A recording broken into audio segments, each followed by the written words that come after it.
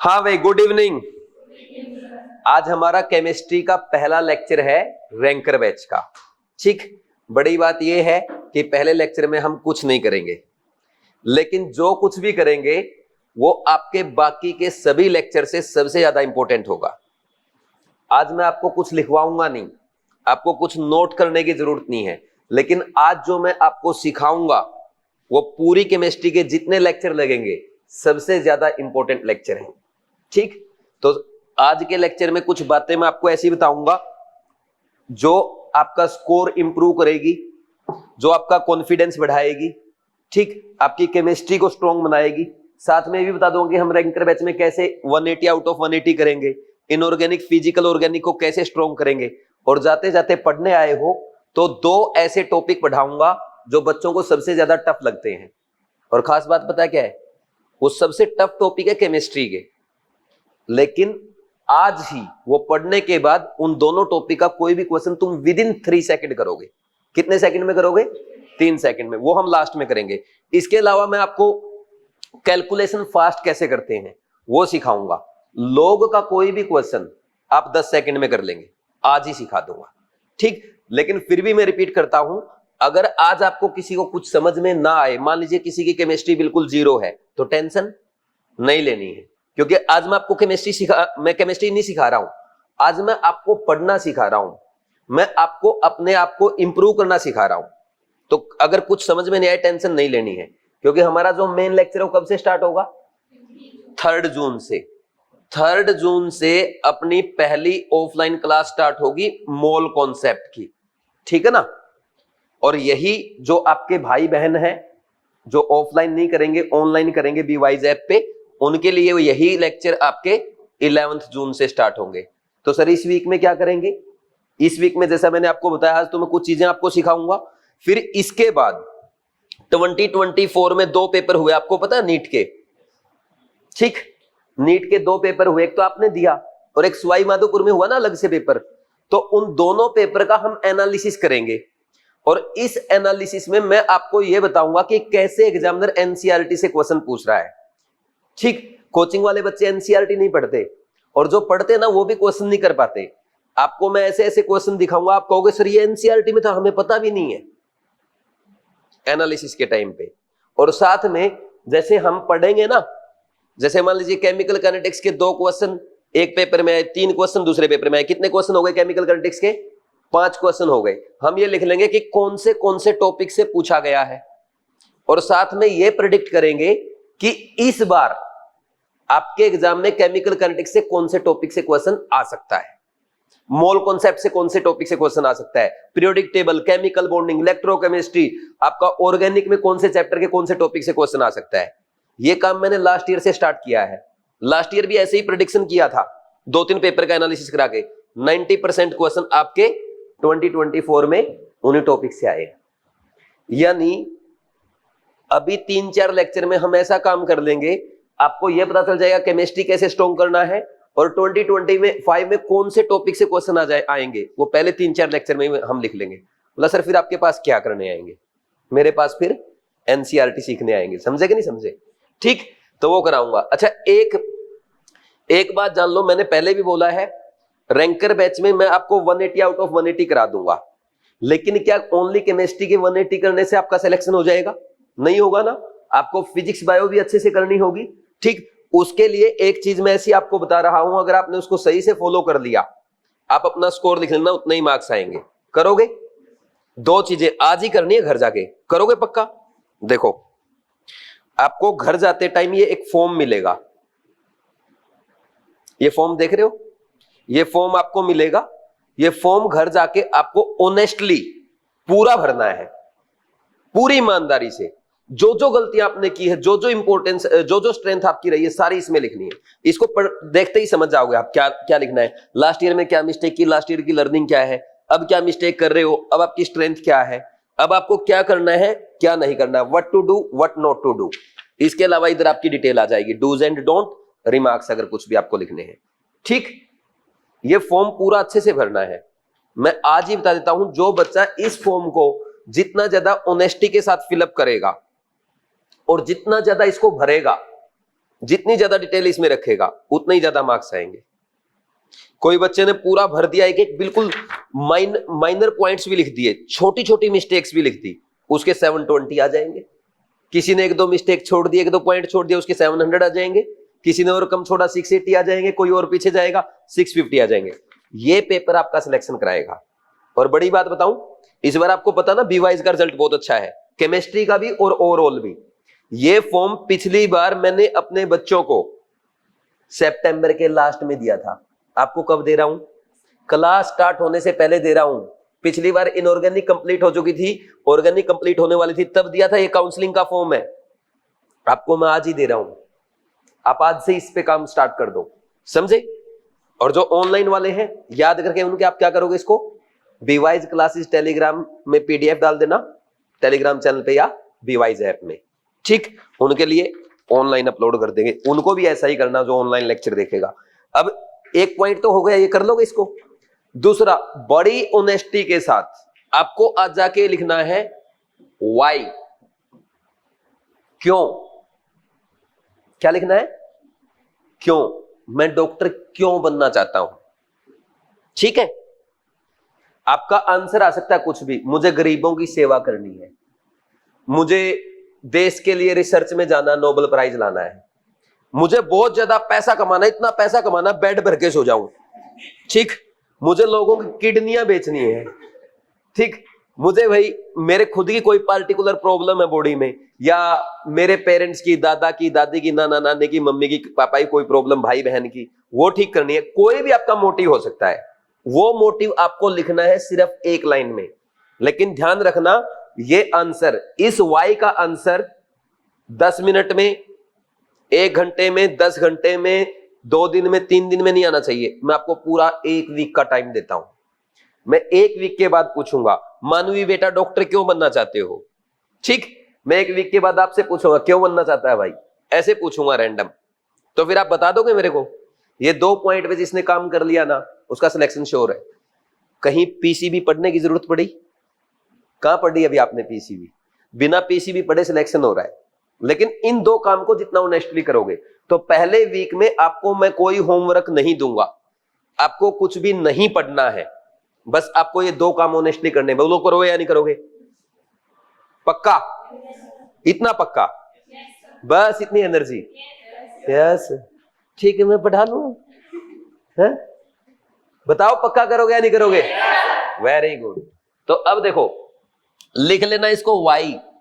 और इससे भी अच्छी आदत बताऊं, अगर कोई कमी आपको पता करनी है, आप एक काम और करना कि मेरा इस बार सिलेक्शन क्यों नहीं हुआ, क्योंकि आप सारे इस बार एग्जाम में अपीयर होके आए हैं। 11th का तो अपने पास है नहीं अभी कोई। 11th वालों को तो मैंने बोल रखा कि 3 जून से आना है, क्योंकि क्या करेंगे उनको थोड़ा पता कि अब मैं मान लो यहाँ पे कोई 12th का टॉपिक पढ़ाऊंगा, उनको क्या समझ में आएगा, उनको तो 3 जून से बुलाएंगे। लेकिन आपने पेपर दिया है, आपको ये लिखना है मेरा सिलेक्शन क्यों नहीं हुआ। आंसर आएगा मैंने एनसीईआरटी नहीं पढ़ी। क्यों नहीं पढ़ी? मेरे सर ने नहीं पढ़ाई। क्यों नहीं पढ़ाई सर ने? मतलब एक कॉन्सेप्ट होता है, अगर किसी चीज के आगे 5 बार वाई लगा दे, किसी प्रॉब्लम के आगे, उसका सॉल्यूशन मिल जाता है। जो बड़ी कंपनियां होती है ना, वो किसी भी प्रॉब्लम का सॉल्यूशन ऐसे स्टार्ट करती है, Y Y Y Y Y. 5 बार वाई लगा दो, आप प्रॉब्लम की जड़ तक पहुंच जाओगे। प्रॉब्लम की जड़ तक पहुंचते ही बीमारी कट जाएगी। अच्छा डॉक्टर पता क्या करता है? अच्छा डॉक्टर कभी भी सिम्टम पे काम नहीं करता, जड़ पे काम करता है। कैंसर हुई, क्यों हुई? बचपन में कोई एक्सीडेंट तो नहीं हुआ था, जेनेटिक कैंसर तो नहीं है। अच्छा डॉक्टर किस पे काम करता है? रूट कॉज पे काम करता है। तो अगर अच्छा डॉक्टर बनना है, हमारा पिछली बार फेलियर क्यों हुआ, उसके रूट कॉज पे काम करोगे। समझे कि नहीं समझे? ये हो गया। अब नेक्स्ट, अब हम देखो, आज तो मैं आपको ये चीजें कराऊंगा भाई, थोड़ा बहुत ये बता दिया कि क्या करेंगे। इसके अलावा आपको कैलकुलेशन फास्ट करना सिखा दूंगा, फिजिकल इनऑर्गेनिक ऑर्गेनिक को स्ट्रॉन्ग कैसे करना है, ठीक, वो बता दूंगा। 2 टॉपिक भी पढ़ा दूंगा। फिर नेक्स्ट 2 या 3 लेक्चर, जितना भी टाइम अपने को लगेगा, 2024 के दोनों पेपर सोल्व करेंगे। ओनली 24 के। क्यों? क्योंकि सिलेबस चेंज हुआ इस साल से, पता ना, उसके अकॉर्डिंग, तो नए पैटर्न के अकॉर्डिंग एनालिसिस कर लेंगे, ठीक। अब जब भी मैं आपको पढ़ाऊंगा, आते ही क्या होता है, क्लास में टीचर आता है, आपने देखा होगा, नॉर्मली पढ़ाना स्टार्ट कर देते हैं। मुझे एक बात का पता है, चाहे आप हो या मैं हूं या आपके पेरेंट्स हैं या कोई और टीचर्स हैं, सबका स्कूल टाइम में जाने का मन नहीं करता था पढ़ने के लिए। दुनिया का सबसे टफ काम है पढ़ना, और उससे भी मुश्किल काम है क्लास में जाके पढ़ना। तो मैं एक बात अच्छे से समझता हूं, आप ऐसे आते क्लास में जाना पड़ेगा, ठीक। लेकिन देखो मेरी एक आदत है, आते ही मैं क्लास में सबसे पहले एक कोट लिखवाता हूं। वो कोट आपको क्लास में आने के लिए मोटिवेट करेगा, वो कोट आपको इंस्पायर करेगा। कोट लिखवा के उस पर एक स्पीच देता हूं, उस पर एक मोटिवेशनल स्टोरी या किसी की जीवनी के बारे में, गांधी जी या लिंकन, मंडेला, इनके बारे में बताता हूं। उससे जब आप मोटिवेट हो जाते हो ना, क्लास में मजा आने लगता है, फिर हम टॉपिक पढ़ते हैं।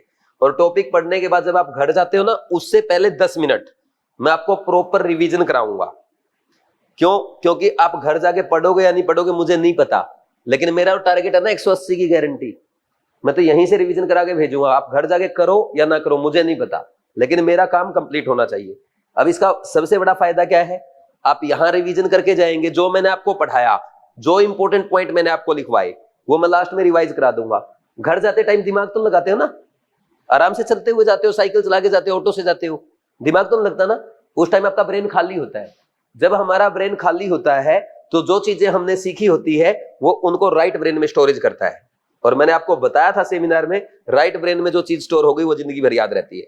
तो सोचो, आपको मैं घर जाने से पहले यहाँ पे 10 मिनट पूरा रिवाइज करा दूंगा, ये इंपॉर्टेंट पॉइंट है, ये एग्जामिनर आपसे एनसीईआरटी में ये पॉइंट पूछ सकता है, या इस टॉपिक से क्वेश्चन आ सकता है, ये मिस्टेक करा सकता है लास्ट के 10 मिनट में। और वो जाते जाते अपने आप ब्रेन में चलती रहेगी मूवी, और घर जाते जाते वो राइट ब्रेन में स्टोरेज हो जाएगी। तो जो मिस्टेक आपकी राइट ब्रेन में स्टोर हो गई वो जिंदगी में कभी भी नहीं होगी। तो इसका फायदा क्या होगा, आपको हमेशा याद रहेगी, और जो जिसकी पेपर में मिस्टेक नहीं होगी उसके अच्छे मार्क्स आएंगे। तो हमारा सीक्वेंस ये रहेगा लेक्चर का, कोट, कॉन्सेप्ट, रिवीजन। सही है? तो करें आज का लेक्चर स्टार्ट। सबसे पहले कोट लिखेंगे, लिखो आज का कोट, टुडेज थॉट।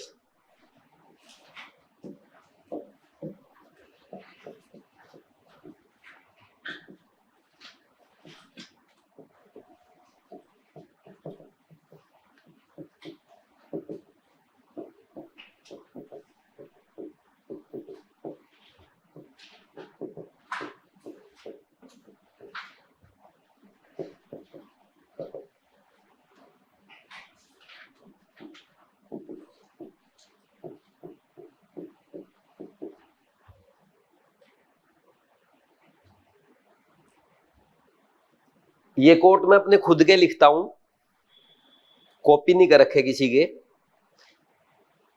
आपको हर लेक्चर के साथ एक कोट लिखवाया जाएगा। सारे कोट मेरे हैं, सिर्फ एक कोट गांधी जी का है। एक कोट में गांधी जी का लिखवाता हूं भाई, वो एक कोट उनका कॉपी करता हूं क्योंकि मुझे सबसे अच्छा लगता है, वो मेरे कोट से भी अच्छा लगता है मेरे को। लिखा, failure inspires winners, failure defeats losers.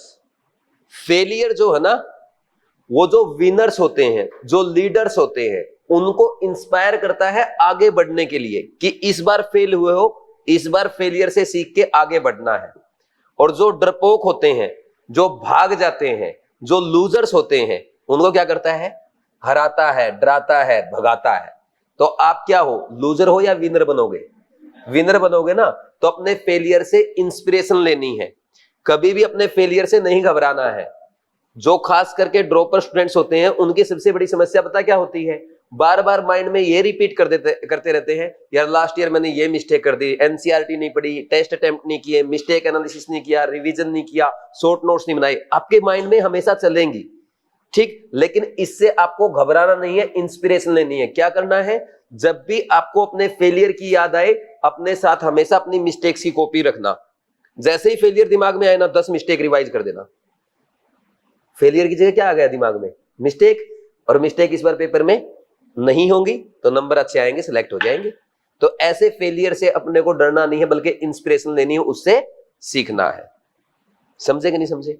अब आगे बढ़े। अब देखो, हर बच्चा सिलेक्शन के लिए आया है, और अगर आप नीट एग्जाम का एनालिसिस करेंगे, लगातार हर साल बच्चे बढ़ते जा रहे हैं। इस बार 25 लाख से ज्यादा बच्चों ने एग्जाम दिया है, हर साल 3-4 लाख बढ़ रहे हैं, और ज्यादा बढ़ेंगे। और सबसे बड़ी बात क्या है, कट ऑफ भी बढ़ रही है। किसके बावजूद? पेपर की अच्छी क्वालिटी के बावजूद। पेपर की क्वालिटी लगातार बढ़ी अगर आप एनालिसिस करेंगे और फिर भी कट ऑफ बढ़ रही है तो इसका मतलब कंपटीशन तो बहुत ज्यादा है। मैं आपको एक एनालिसिस करके बताता हूं। देखो, मैंने एक चीज देखी है भाई, 2016 में मेरा एक स्टूडेंट था आदित्य राकेश, उसके नीट एग्जाम में 520 मार्क्स आए, दिल्ली से था वो, उसको यूसीएमएस में एडमिशन मिला, ओबीसी कैटेगरी थी। कहां मिला?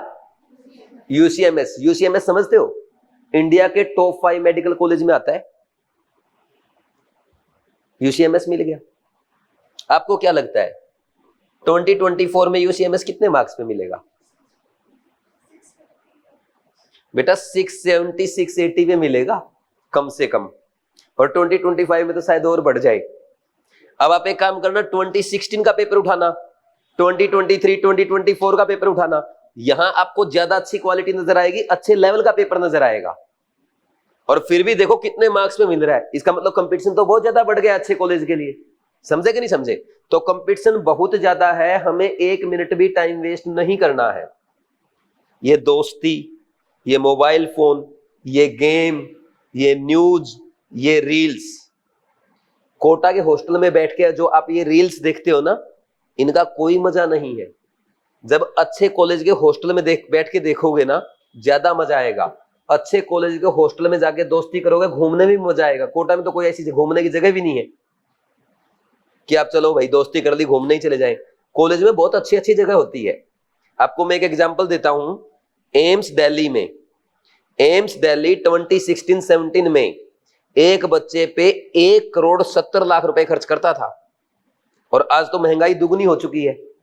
तो अगर आप इसका डबल कर दोगे तो 3.5 करोड़ रुपए आज लगभग खर्च कर रहा है एम्स दिल्ली एक बच्चे पे। तो आप बताओ कोटा में आप कितना खर्च कर रहे हो एक बच्चे पे? पेरेंट्स 3.5 लाख, वहां 100 गुना खर्च होगा आपके ऊपर, एक बच्चे के ऊपर। एम्स दिल्ली के हॉस्टल देखना 5 स्टार है, तो ये वहां ज्यादा एंजॉय आएगा या यहां ज्यादा आएगा? अगर वहां एंजॉय करना है ना, तो यहां वाला एंजॉय सैक्रिफाइस करना पड़ेगा।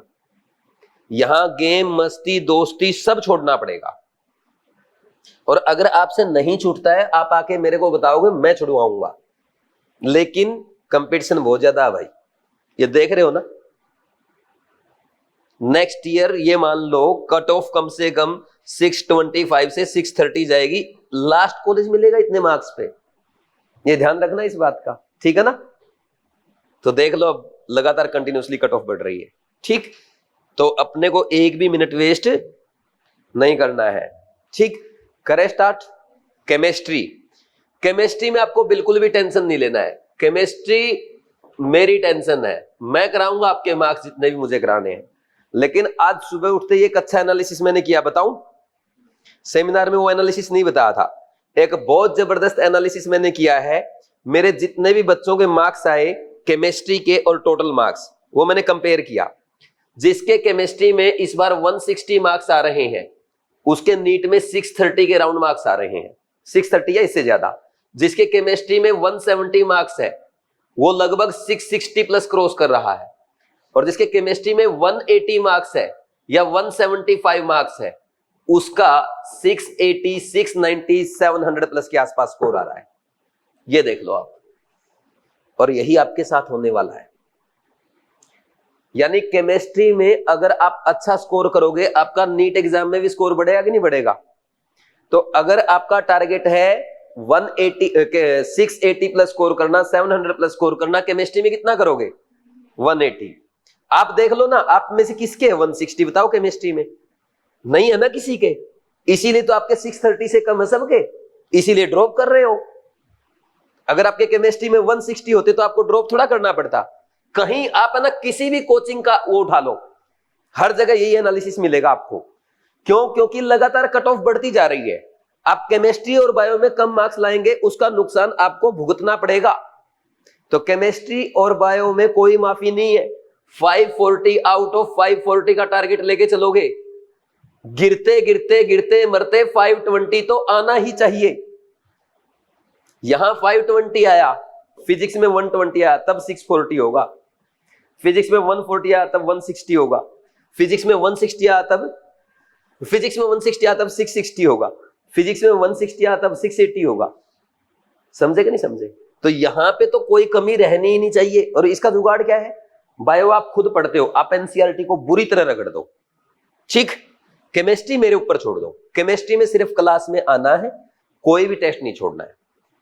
एक क्वेश्चन भी अगर रॉन्ग होता ना, रैंक पीछे चलती जाएगी। ध्यान रखना इस बात का, सही है ना? अच्छा एनालिसिस चेक करके देख लो, किसी के नहीं है ना 160, 150 से कम होंगे और तभी 600 से कम मिलेंगे आप सबके। जिसके केमिस्ट्री में 150 मार्क्स है ना, उसके 600 से नीचे है, चेक कर लो आप। समझे कि नहीं समझे? तो केमिस्ट्री में यानी हम ये बोल सकते हैं, ये भी एक कंडीशन हो गई। अगर आपको सिलेक्शन पाना है 660 प्लस लाना, केमिस्ट्री में 160 प्लस लाना ही पड़ेगा। एक टाइप से भी एक कंडीशन हो गई। और केमिस्ट्री आप पेपर देख रहे हो, बहुत अच्छे लेवल का आ रहा है।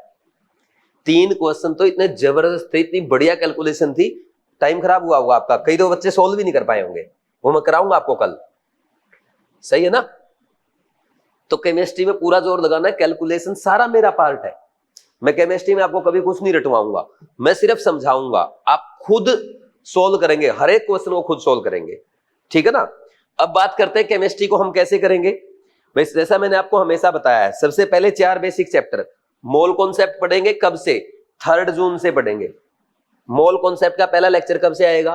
3 जून से स्टार्ट करेंगे।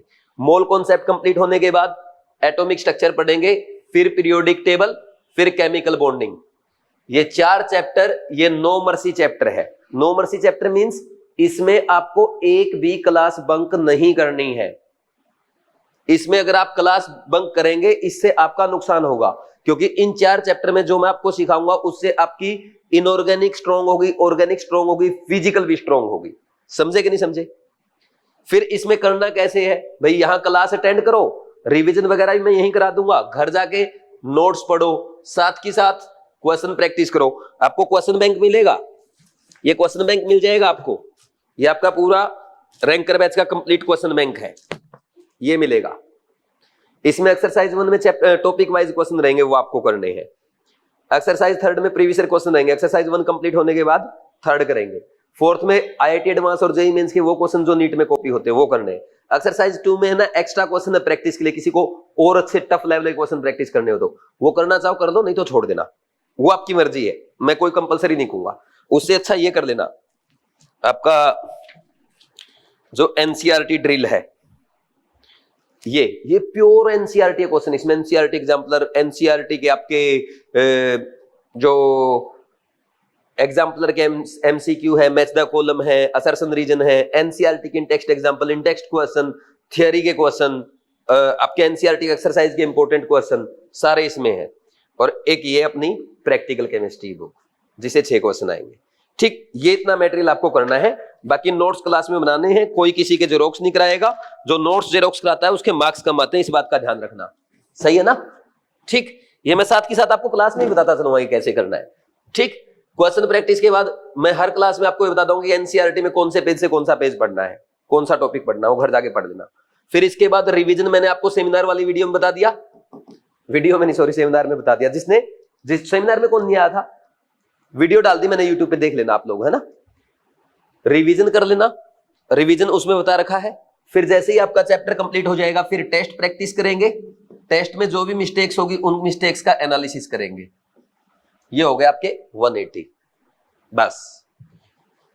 फिर उसके बाद जब रिवीजन करेंगे तो मैं आपके कृष्णा बैच ऐड करूंगा कोर्स में। कृष्णा बैच का लेक्चर देखना, कृष्णा बैच का लेक्चर देखने के बाद आप ये पहले ये करना, ये करके देखना, ये प्योर एनसीईआरटी बेस्ड है ना जो अपना, ये एनसीईआरटी ड्रिल जो है ये प्रैक्टिस करना। इसमें हर चैप्टर के साथ 100 एनसीईआरटी बेस्ड क्वेश्चन है, ये प्रैक्टिस करना। और फिर कृष्णा बैच का वीडियो देखना। पहले क्वेश्चन प्रैक्टिस का क्या फायदा है, आपको ये पता चलेगा कि एनसीईआरटी में आप क्या क्या भूल गए। फिर कृष्णा बैच का लेक्चर देखोगे, उससे आपको वो सारी चीजें याद हो जाएगी जो आप भूल गए थे या जो क्वेश्चन आप गलत कर रहे हो, ठीक। ये मेथड रहेगा। जैसे 3-4 चैप्टर हो जाएंगे ना अपने, 4 चैप्टर हो जाएंगे, हो गए कि 4 चैप्टर। मैं 2nd सैटरडे 4th सैटरडे की आपकी छुट्टी रखूंगा, ठीक। और मतलब छुट्टियां मैंने ऐसे कर रखी, इस बार आपको रिवीजन का खूब टाइम मिलेगा, क्योंकि पिछली बार लगातार 6 क्लास लगातार ना बच्चे थोड़े से सैचुरेट हो जाते और मुझे भी बच्चों की काउंसलिंग करने का टाइम नहीं मिल पाता। तो इस बार कोशिश ये है कि ऑफलाइन का भी हर बच्चा और ऑनलाइन के भी सभी बच्चों से बात करेंगे। Second Saturday, fourth Saturday analysis. हाँ भाई कॉपी लेके आओ, बोला था आपको मिस्टेक लिखने का, आपको बोला था टेबल्स लिखने का, लाओ कॉपी। ये सारी चीजें पूछूंगा, ठीक? समझ आया कि नहीं आप?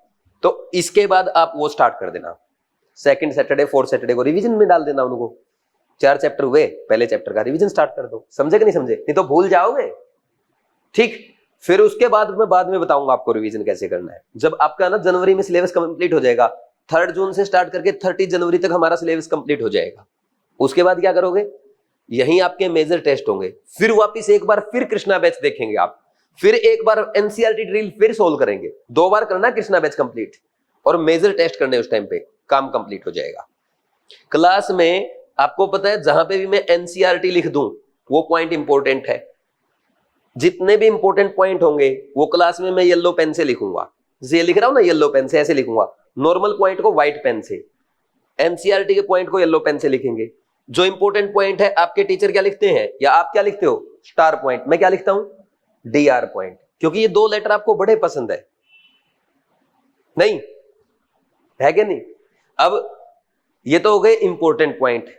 एक ऐसे पॉइंट होते हैं, ऐसे टॉपिक होते हैं जो 100% नीट एग्जाम में आएगा वहां से क्वेश्चन, या ऐसे कुछ पॉइंट्स होते हैं एनसीईआरटी के जहां से क्वेश्चन 100% आना है और मुझे उनका सपना आ जाता है। आप मान लो लगभग सेटिंग है एग्जाम के साथ, एग्जामिनर के साथ, तो उनके आगे मैं क्या लिखूंगा? डॉक्टर, और उन पॉइंट के आगे आपका नेम लिखवा दूंगा। जैसे यहां लिख दिया, मान लीजिए डॉक्टर मानवी सिंह लिख दिया है ना, तो मानवी क्या करना है? अब देखो इन तीनों में से सबसे अच्छा कौन सा लग रहा है? सबसे लास्ट वाला ना। एक बात बताओ, जब मानवी पढ़ेगी अपने नोट्स को तो सबसे पहले ध्यान पेज पे कौन से पॉइंट पे जाएगा? जहां डॉक्टर मानवी सिंह लिखा है। अब इस पे ध्यान जाएगा तो इसके नीचे पॉइंट क्या लिखा है उस पे भी ध्यान जाएगा, और सबसे ज्यादा इंपॉर्टेंट पॉइंट भी यही है जो इस बार पूछा जाएगा। तो इस पॉइंट पे जैसे ही ध्यान गया, मानवी ने ये पॉइंट पढ़ लिया और यही नीट 2025 में आने के 100% चांसेस है। हो गया रिवीजन। अभी हमेशा याद रहेगा। ऐसे मैं साइकोलॉजी यूज करता हूं। आपने आपके नोट्स में पता क्या है? बताऊं?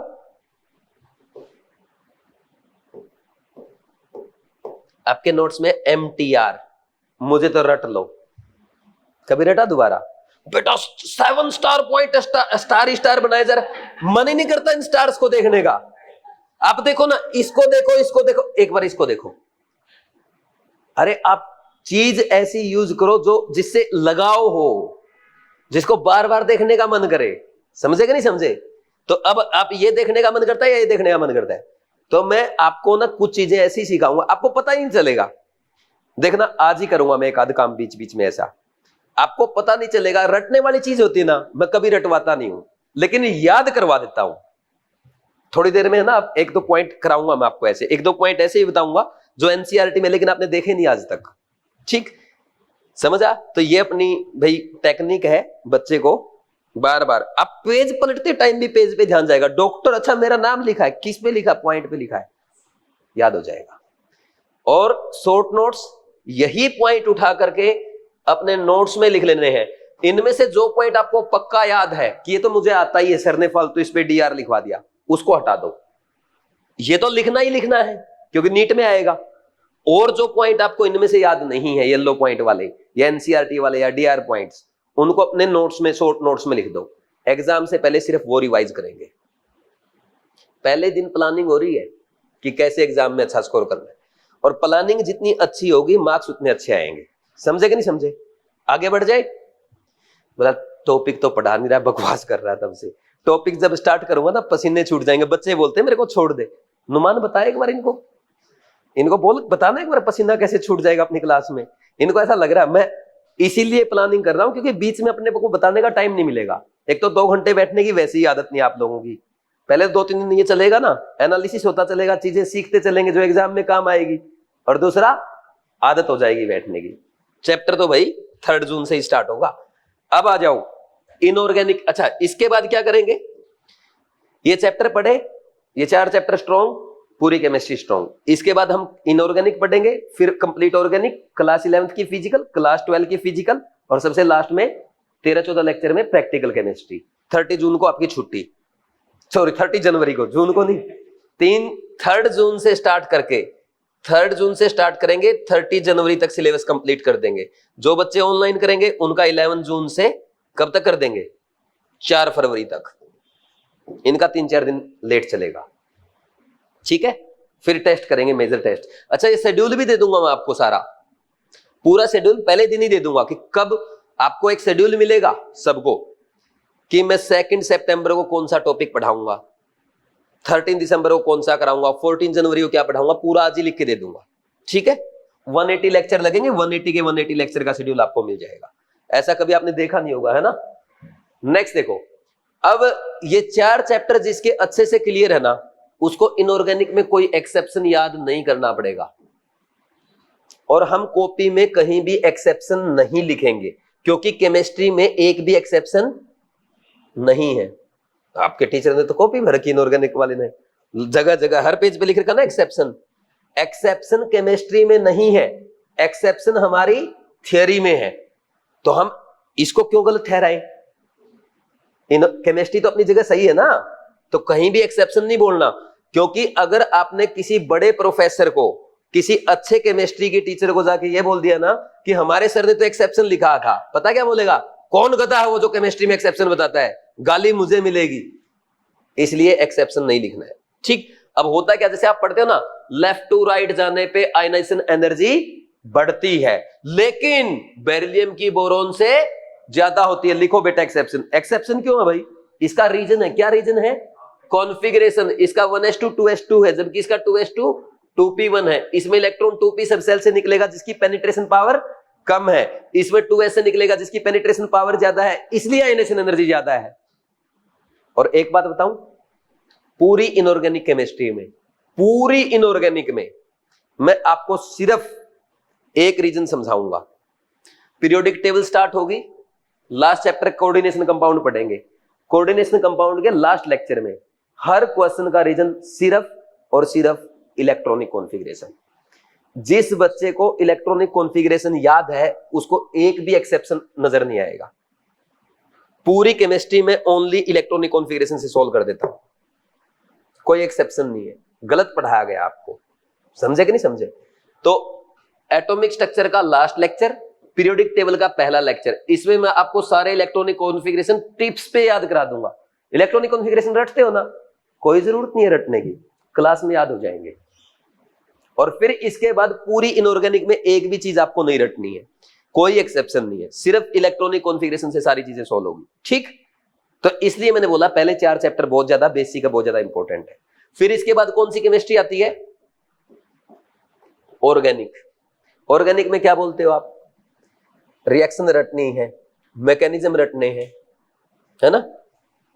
जीओसी 15-15 लेक्चर लग रहे हैं, ortho effect, sir effect, SIP effect, पता नहीं क्या क्या पढ़ाया जा रहा है। एग्जामिनर पता क्या पूछ रहा है?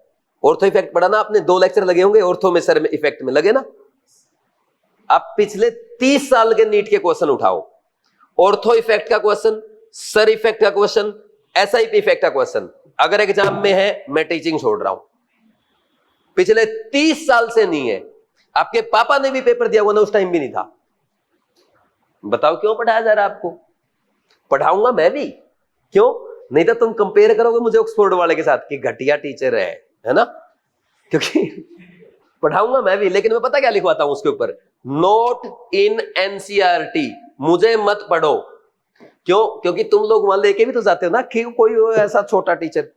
इन सबसे ज्यादा पढ़ाता हूं मैं पढ़ाऊंगा खूब। क्यों? क्योंकि यहाँ पे बच्चे भी आएंगे ना चेक करने, मास्टर को नॉलेज है या नहीं है। मास्टर को तो बहुत अपनी चेक कर तू, है ना। तो नोट इन एनसीईआरटी लिखवा देता हूं मैं तो, क्योंकि आप लोग अगर किसी का टेस्ट अटेम्प्ट करेंगे तो मार्क्स, आपका कॉन्फिडेंस कम ना हो, इसलिए पढ़ा देता हूं। लेकिन मैं कभी क्वेश्चन नहीं पूछूंगा। जहां मैं नोट इन एनसीईआरटी लिखूंगा नोट्स में, वहां से मैं जिंदगी में क्वेश्चन नहीं पूछूंगा। मैं आपके टेस्ट में क्वेश्चन नहीं पूछूंगा, रिवीजन टेस्ट में क्वेश्चन नहीं पूछूंगा, मेजर टेस्ट में नहीं पूछूंगा, क्योंकि मेरा बड़ा भाई एग्जामिनर भी नहीं पूछेगा, ठीक। ये बात ध्यान रखना, ठीक। तो अब देखो, आपने ortho effect, sir effect, SIP effect पढ़े जीओसी में। एग्जाम में क्वेश्चन पता क्या आया? 2023 एक क्वेश्चन बता रहा हूं, पिरिडिन में कितने सिग्मा, कितने पाई और कितने लोन पेयर है? बताओ भाई, ऐसा क्वेश्चन तो कराते ही नहीं क्लास में। आप क्वेश्चन देखना, बहुत टफ टफ क्वेश्चन, ये इफेक्ट लग जाएगा, यहाँ पे ये इफेक्ट लग जाएगा। एग्जाम में क्वेश्चन क्या आएगा? सीधा सिंपल, एसिटिक एसिडिक है, फ्लोरीन लगा दिया, क्लोरीन लगा दिया, ब्रोमीन लगा दिया, आयोडीन लगा दिया, बताओ एसिडिक स्ट्रेंथ। आपके ना कैटायन और एनायन पता नहीं कैसे कैसे बना दिए जाते हैं, वहां सिंपल आ रहे हैं भाई, ये टर्सरी कार्बोकैटायन है, ये सेकेंडरी है और ये प्राइमरी, कौन सबसे ज्यादा स्टेबल है? ऐसे क्वेश्चन आ रहे हैं। हाइपर कॉन्जुगेशन में पता नहीं क्या क्या इफेक्ट डाल देते हैं, सिर्फ simple number of alpha H से क्वेश्चन आ रहे हैं। यही तो हो रहा है, क्या जरूरत है यार? तो सिर्फ बेसिक पे टिके रहना है। जहां मैं लिख दूं ना, जहां मैं क्लास में बोल दूं ना कि भाई इसकी जरूरत नहीं है, बेसिक उसको लिखना भी मत। एक लड़की है ख्याति, इस बार उसके 656 आए हैं। उसकी खास बात थी, जहां मैंने लिख दिया ना कि नोट इन एनसीईआरटी, वो पेन ही रख देती थी, आंख ही बंद कर लेती थी, कान ही बंद कर लेती थी। मतलब मैं फालतू सुनूं क्यों? लेकिन मेरी थोड़ी सी मजबूरी है कि कुछ लोग टेस्टिंग करते हैं, फिर इधर उधर क्वेश्चन पूछेंगे, तो अपने आप सोल्व कर दो भाई। आपको जरूरत नहीं है वैसे नीट के लिए, ठीक है। अब देखो, ऑर्गेनिक केमिस्ट्री का आप रिएक्शन याद करते हो? याद नहीं होती होगी ना। पता क्यों नहीं होती? क्योंकि वो जो चलता है ना, ए से बी, बी से सी, सी से डी बना दिया, डी, डी के ऊपर ई, एफ बन गया, जी बन गया, देख रहे हो बेटा, एच डब्ल्यू जेड सारे बना दिया लाइन से। आप रिएक्शंस को ऐसे याद करते हो, वो कराते ना टीचर। देखना अभी अभी एक बोर्ड पे अभी पूरी ऑर्गेनिक कराऊंगा आपको ना, यहां से लेके यहां तक कराते ना, वो कभी भी याद नहीं रहती आपको। रहती क्या याद? क्योंकि नहीं उसका ना रहने का रीजन ये है कि आपको ये नहीं बताया गया कि रिएक्शन को याद कैसे करना है। आपने ये तीर के ऊपर बैठ के रिएक्शन देखी है, रटा है आपने रिएक्शन को, समझा है ही नहीं आपने रिएक्शन में बॉन्ड कैसे टूटे और कैसे बने। भाई एक रिएक्टेंट है, आपने कभी अपने टीचर से एक क्वेश्चन पूछा है? जैसे मान लीजिए ये एल्काइल हैलाइड की रिएक्शन है ना, वो जल्दी से बॉन्ड तोड़ के प्रोडक्ट बना देता है, अल्कोहल OH के साथ रिएक्शन कराता ना, बना देता ना। आपके दिमाग में एक क्वेश्चन क्यों नहीं आया? कार्बन कार्बन बॉन्ड क्यों नहीं टूट रहा? कार्बन हाइड्रोजन बॉन्ड क्यों नहीं टूट रहा? आया दिमाग में कभी? मैं पूछ रहा हूं, कभी किसी ने बताया? कभी दिमाग में आया कि भाई आपने सर यही बॉन्ड तोड़ा, कार्बन हाइड्रोजन तोड़ दो, कार्बन कार्बन का बॉन्ड तोड़ दो, वो क्यों नहीं तोड़ रहा? वो ये नुकसान है एरो के ऊपर बैठ के रिएक्शंस को देखने का। ये जो डंडे में रिएक्शन देखते हो ना, ये कोई फायदा नहीं है इसका। रिएक्शन ऐसे समझी जानी चाहिए। सबसे पहले देखो, ऐसे होता है, ये रिएक्शन बीकर है, इसमें बैठ के देखो, ये सॉल्वेंट, सॉल्वेंट में क्या डालेंगे? रिएक्टेंट, फिर क्या डालेंगे? रीजेंट, और फिर जितना टाइम रिएक्शन को लेना क्या बन जाएगा?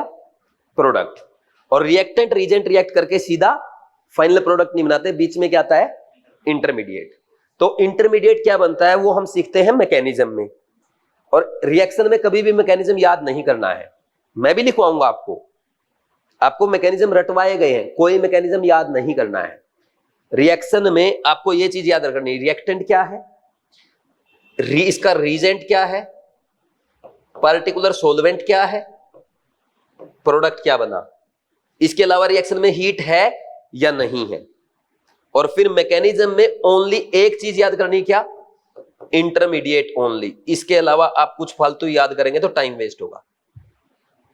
इंटरमीडिएट क्यों याद करना? क्योंकि आपसे रेट ऑफ रिएक्शन पूछता ना, वो किस पे डिपेंड करेगा? इंटरमीडिएट की स्टेबिलिटी पे डिपेंड करेगा।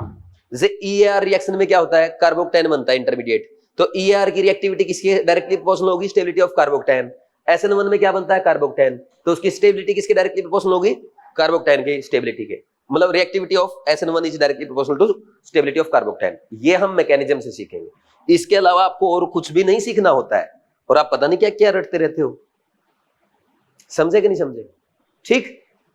अब कौन सा बॉन्ड टूटेगा और कौन सा बॉन्ड बनेगा वो हम सीखेंगे बेसिक से, इनऑर्गेनिक में, पीरियोडिक टेबल और केमिकल बॉन्डिंग में।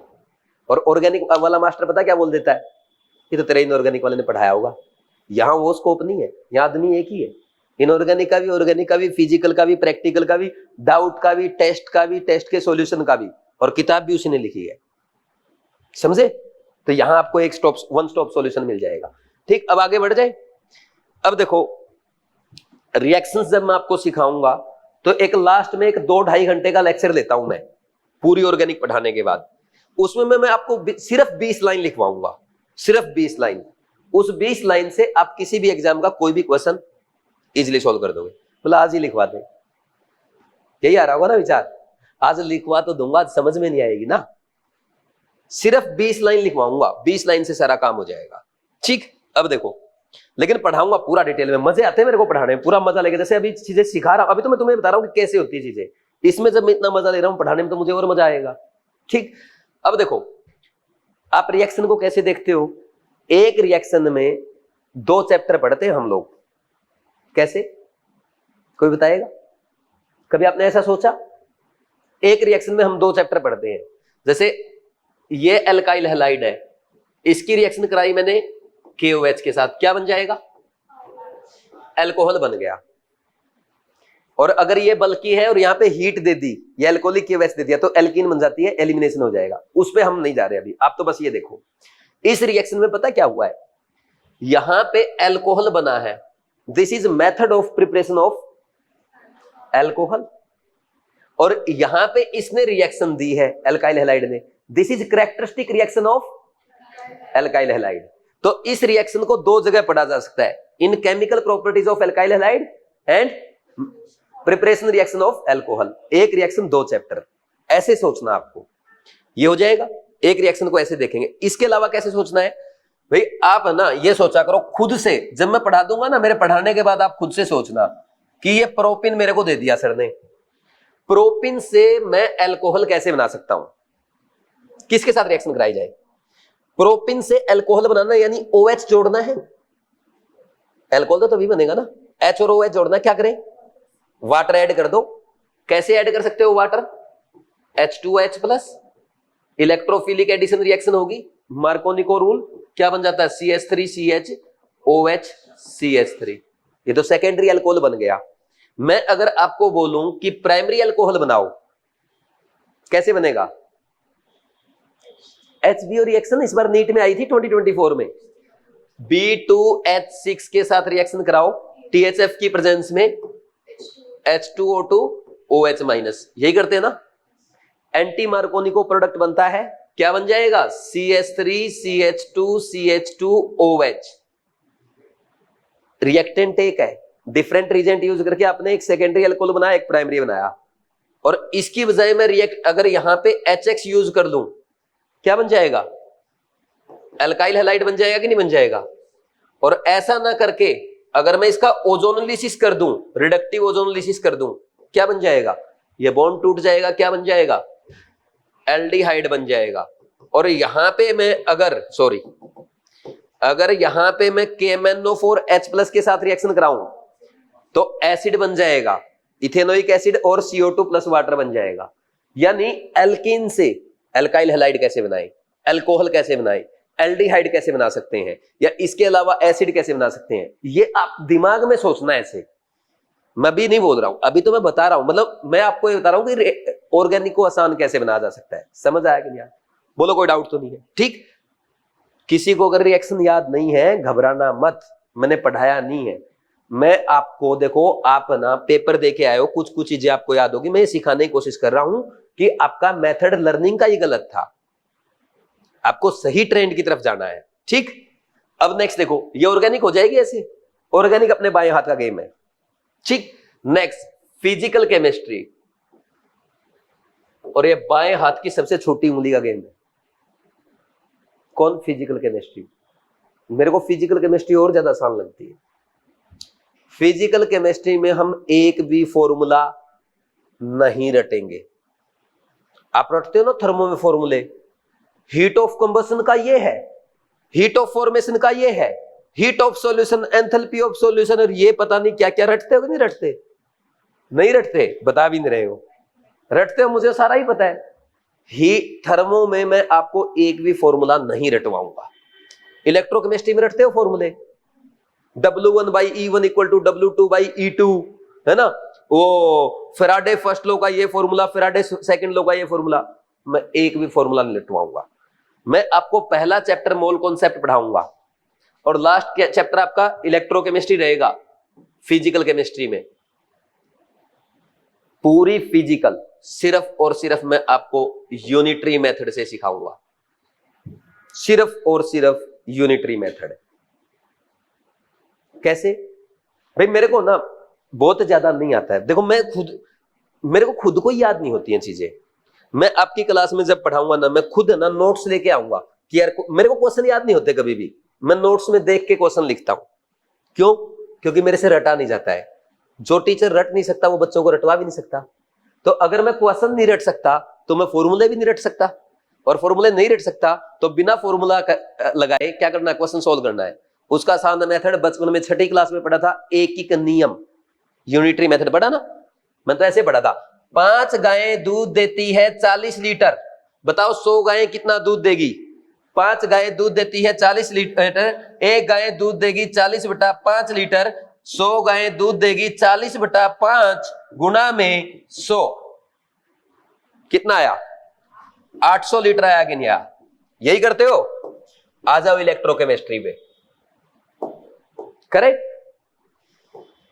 कॉपर सल्फेट के सॉल्यूशन में अगर 6 फेराड इलेक्ट्रिसिटी पास की जाती है तो कितने, या ऐसे ले लो 10 फेराड इलेक्ट्रिसिटी पास की जाती है तो कितना कॉपर मिलेगा? कॉपर सल्फेट में कॉपर किस में है? कॉपर 2+ में है। 2 इलेक्ट्रॉन लेके किस में जाएगा? कॉपर में जाएगा। मैं इसको एक बात बोल सकता हूं, कॉपर 2+ का 1 मोल 2 मोल इलेक्ट्रॉन लेके कॉपर का 1 मोल बना रहा है। बोल सकता हूं नहीं बोल सकता हूं? और 1 मोल इलेक्ट्रॉन का मतलब समझते हो आप?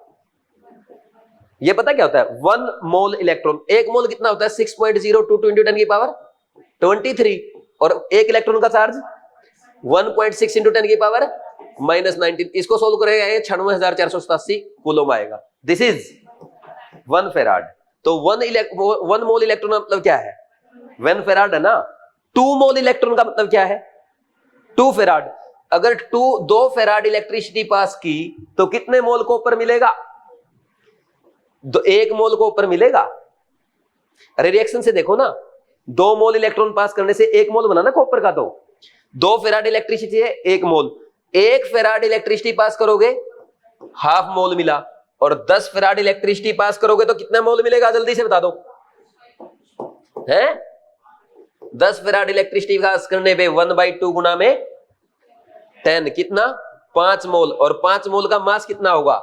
5 गुना 1 मोल कॉपर का मास कितना होता है? 63 ग्राम होता ना। आ गया आंसर। नीट 2024, अगर यहां पे कितना फेराड था उसमें याद है? 0.1 फेराड था ना शायद।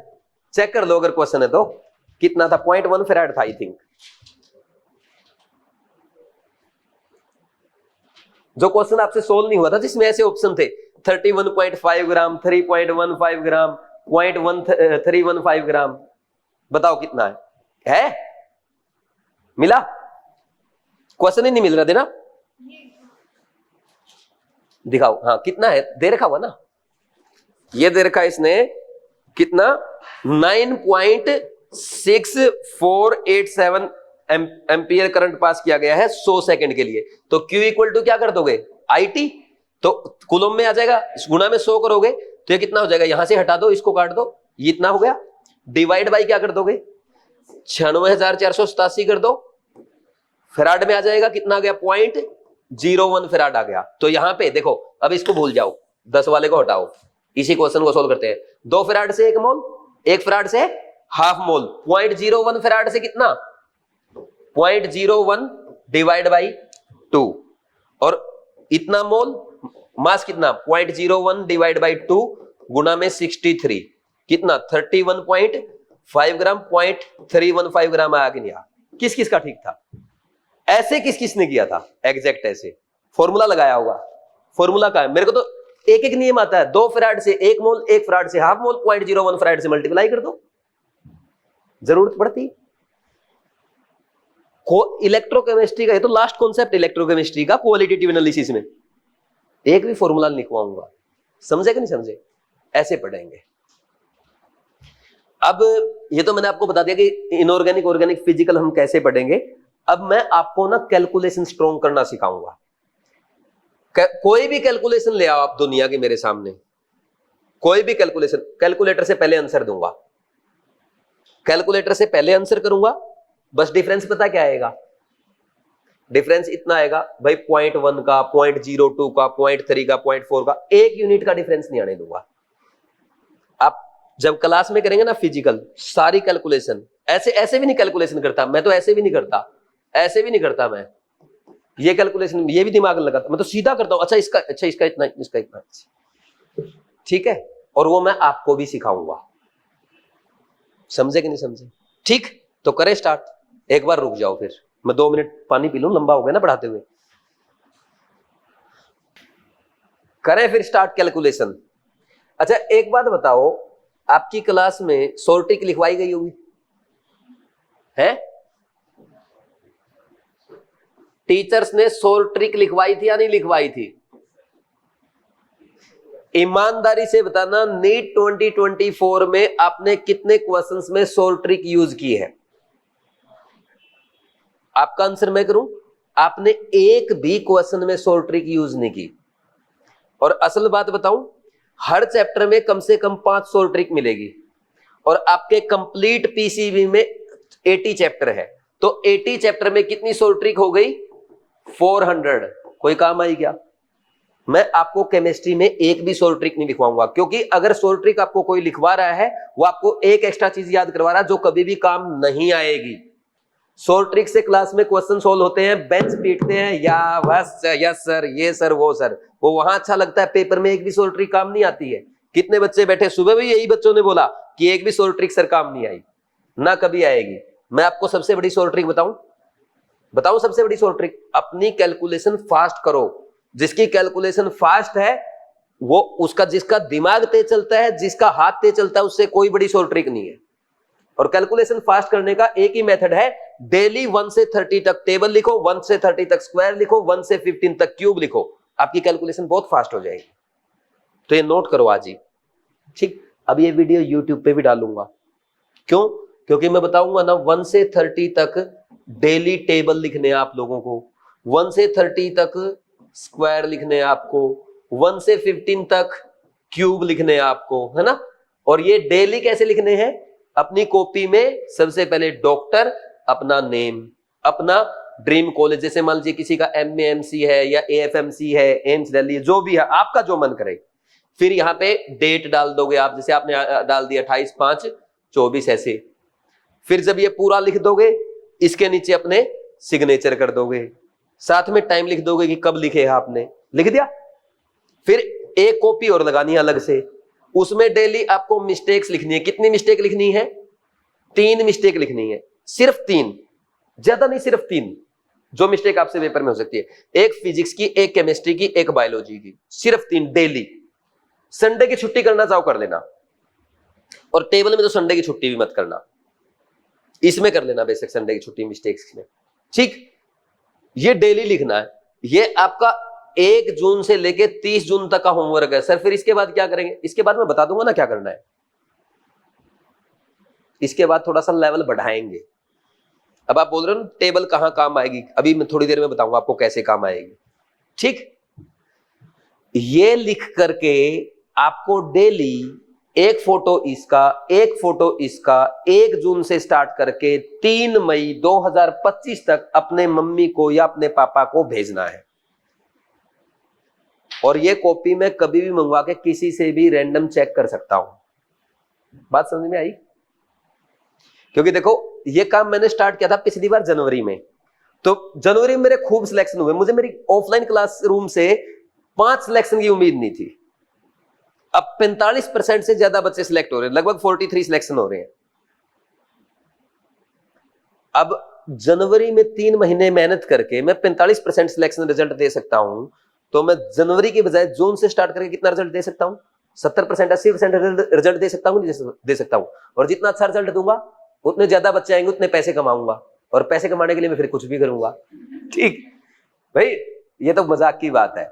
मैं देखो मजा पता है, मैं पूरी साल मेहनत करता हूं। पैसा कोई बड़ी चीज नहीं है, मैं आपको आज जिंदगी में बता देता हूं, पैसा कुछ भी नहीं है।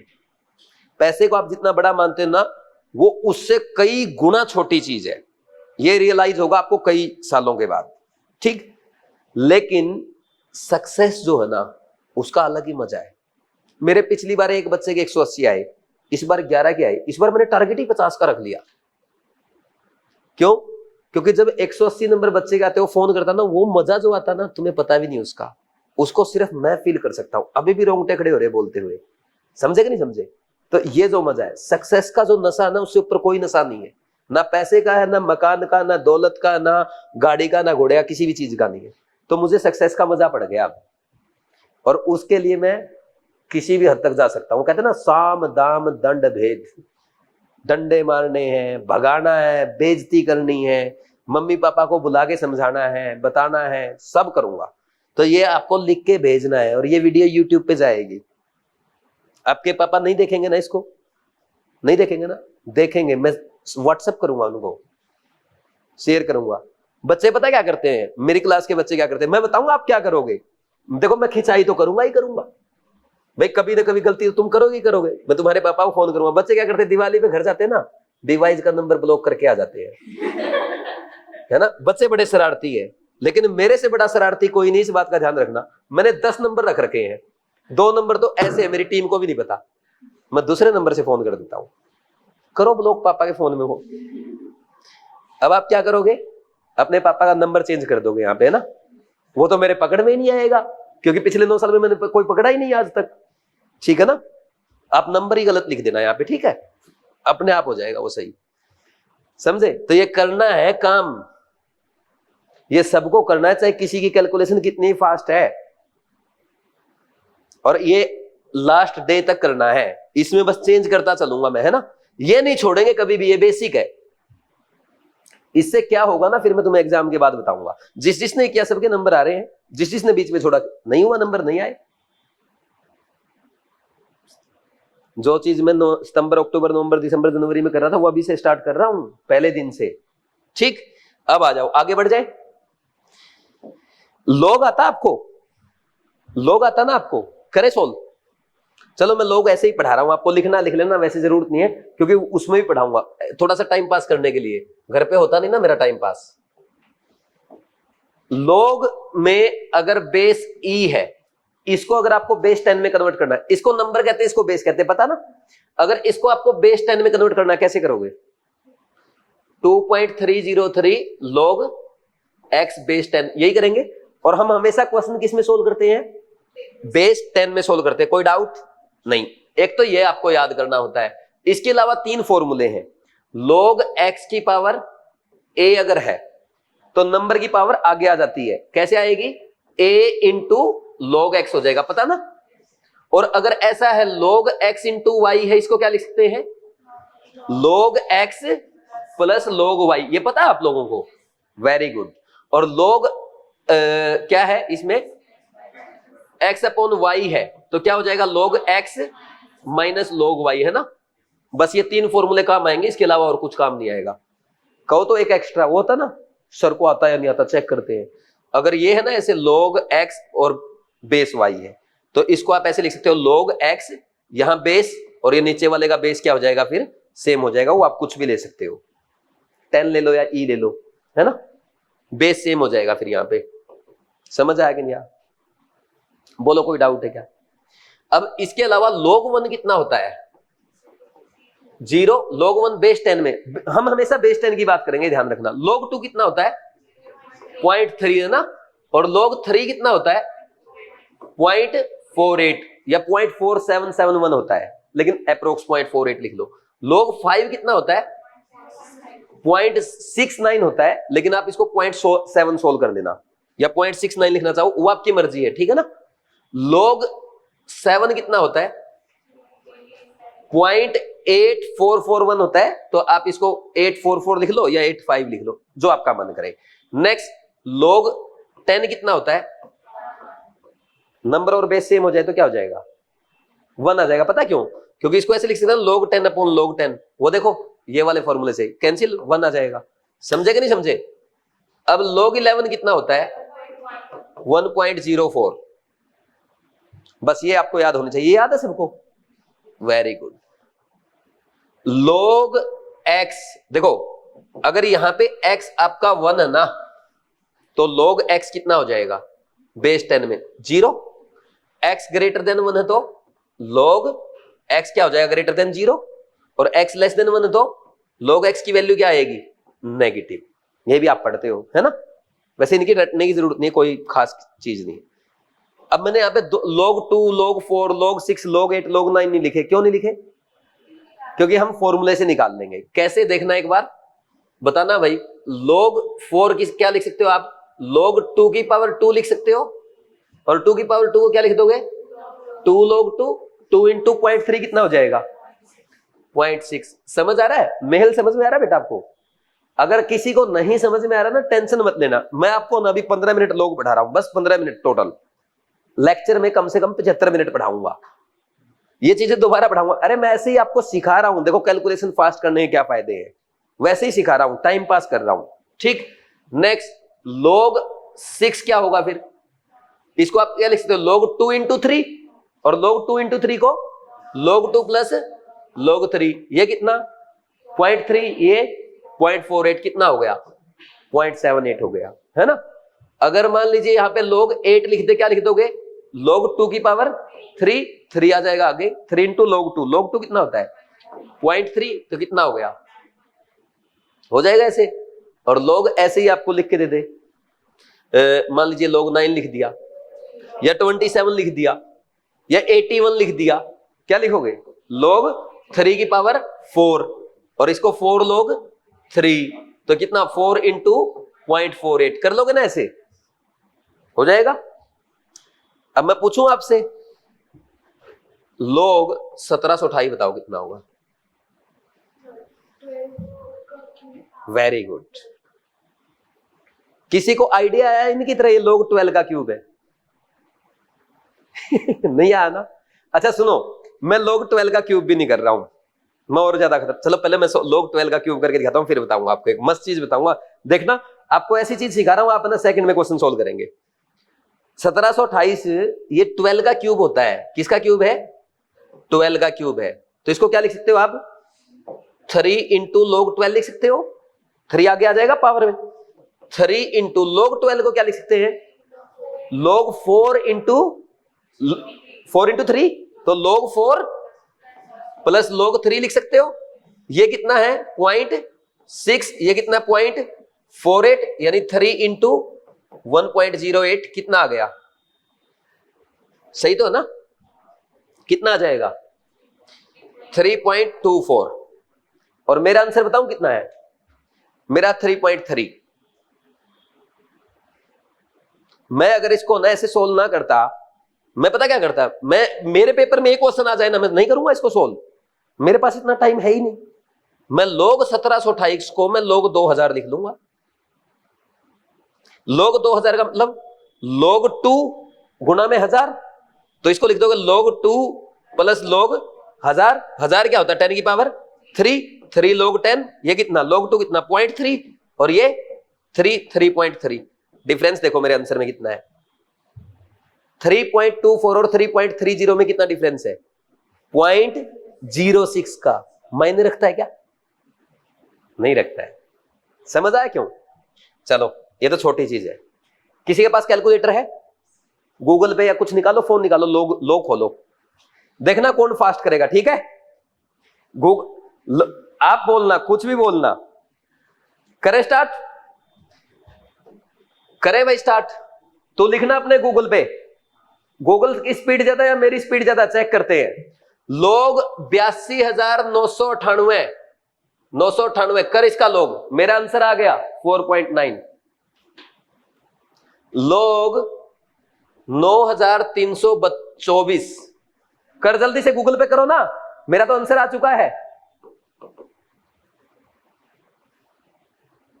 और बोलो, आपके मन से बोलो, वो कर ही नहीं पा रहे कैलकुलेट।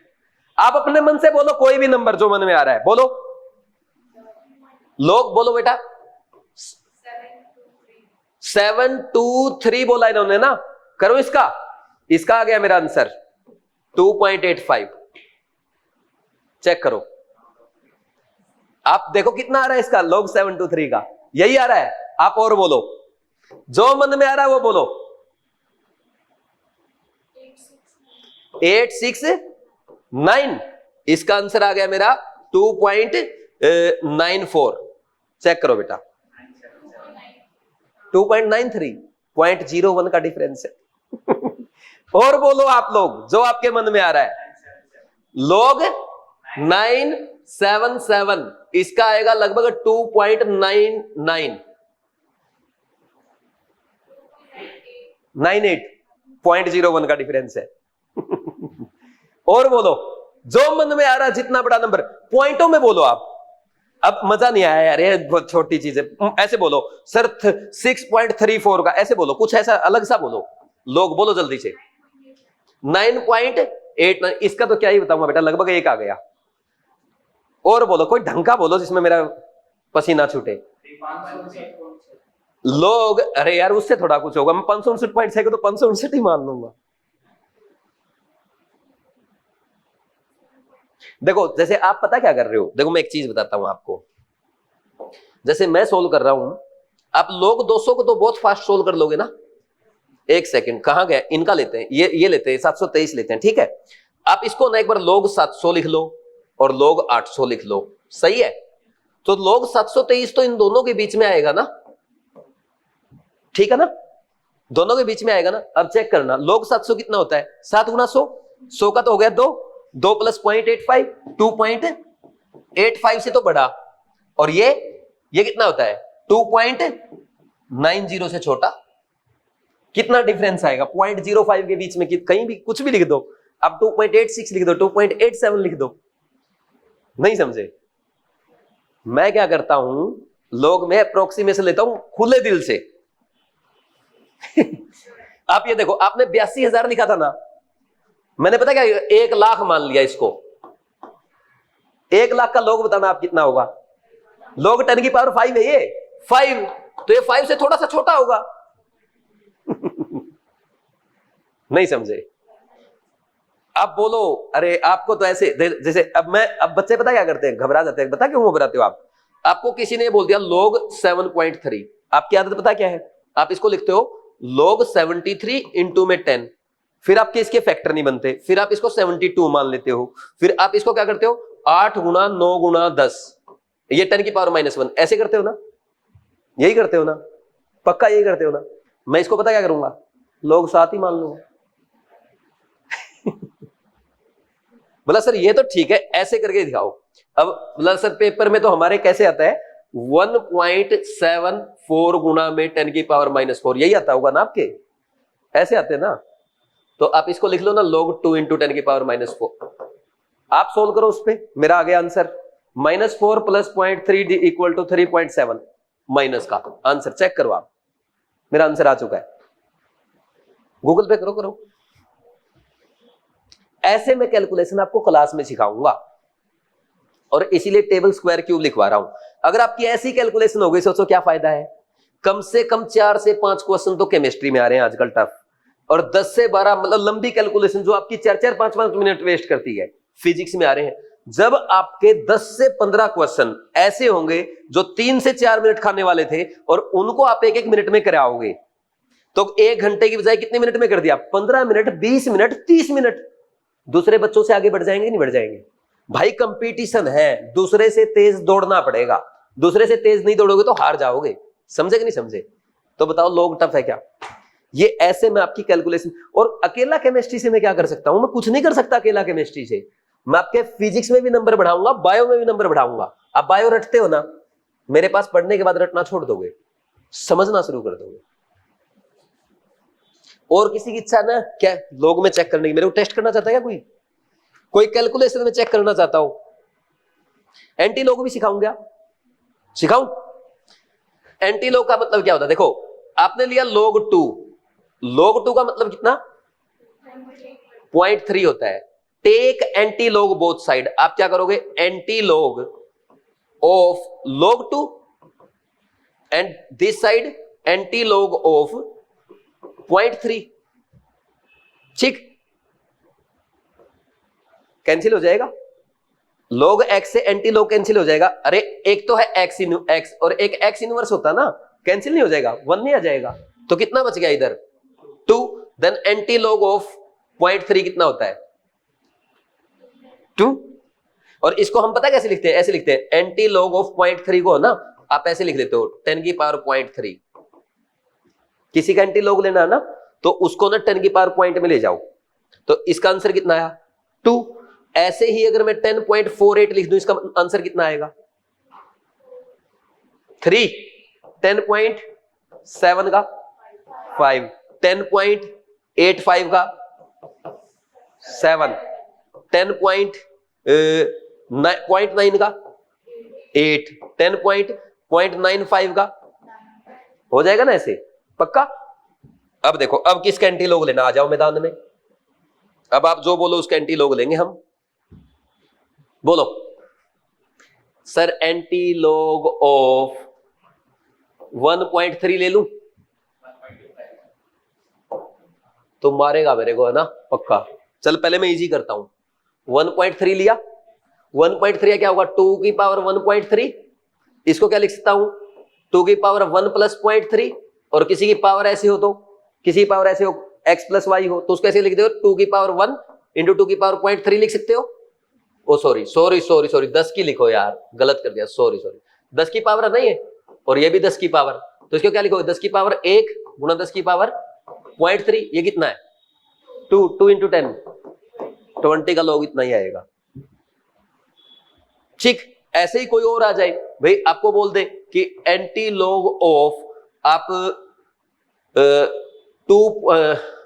4.48 का बताओ, पता क्या करोगे 10 की पावर 4.48, 10 की पावर 4 प्लस 0.48, 10 की पावर 4 इंटू 10 की power 0.48, this is 3, this is 30,000। सही है ना, 3,000 लिख दिए। अब ये बोल रहा है log 1.25 है ना, यही बोल रहा है ना तू।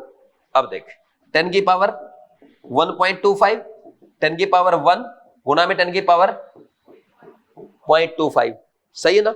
10 की पावर 0.3 कितना होता है 2, 10 की पावर 0.25 क्या होगा 2 से थोड़ा सा 1.8।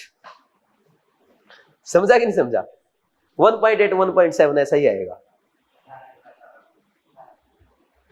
मैं ना आपको धीरे धीरे ऐसी चीजें सिखा दूंगा, आप फिजिक्स के क्वेश्चन ना टिप्स पे कर दोगे, मतलब देखते ही क्वेश्चन सोल्व करोगे आप।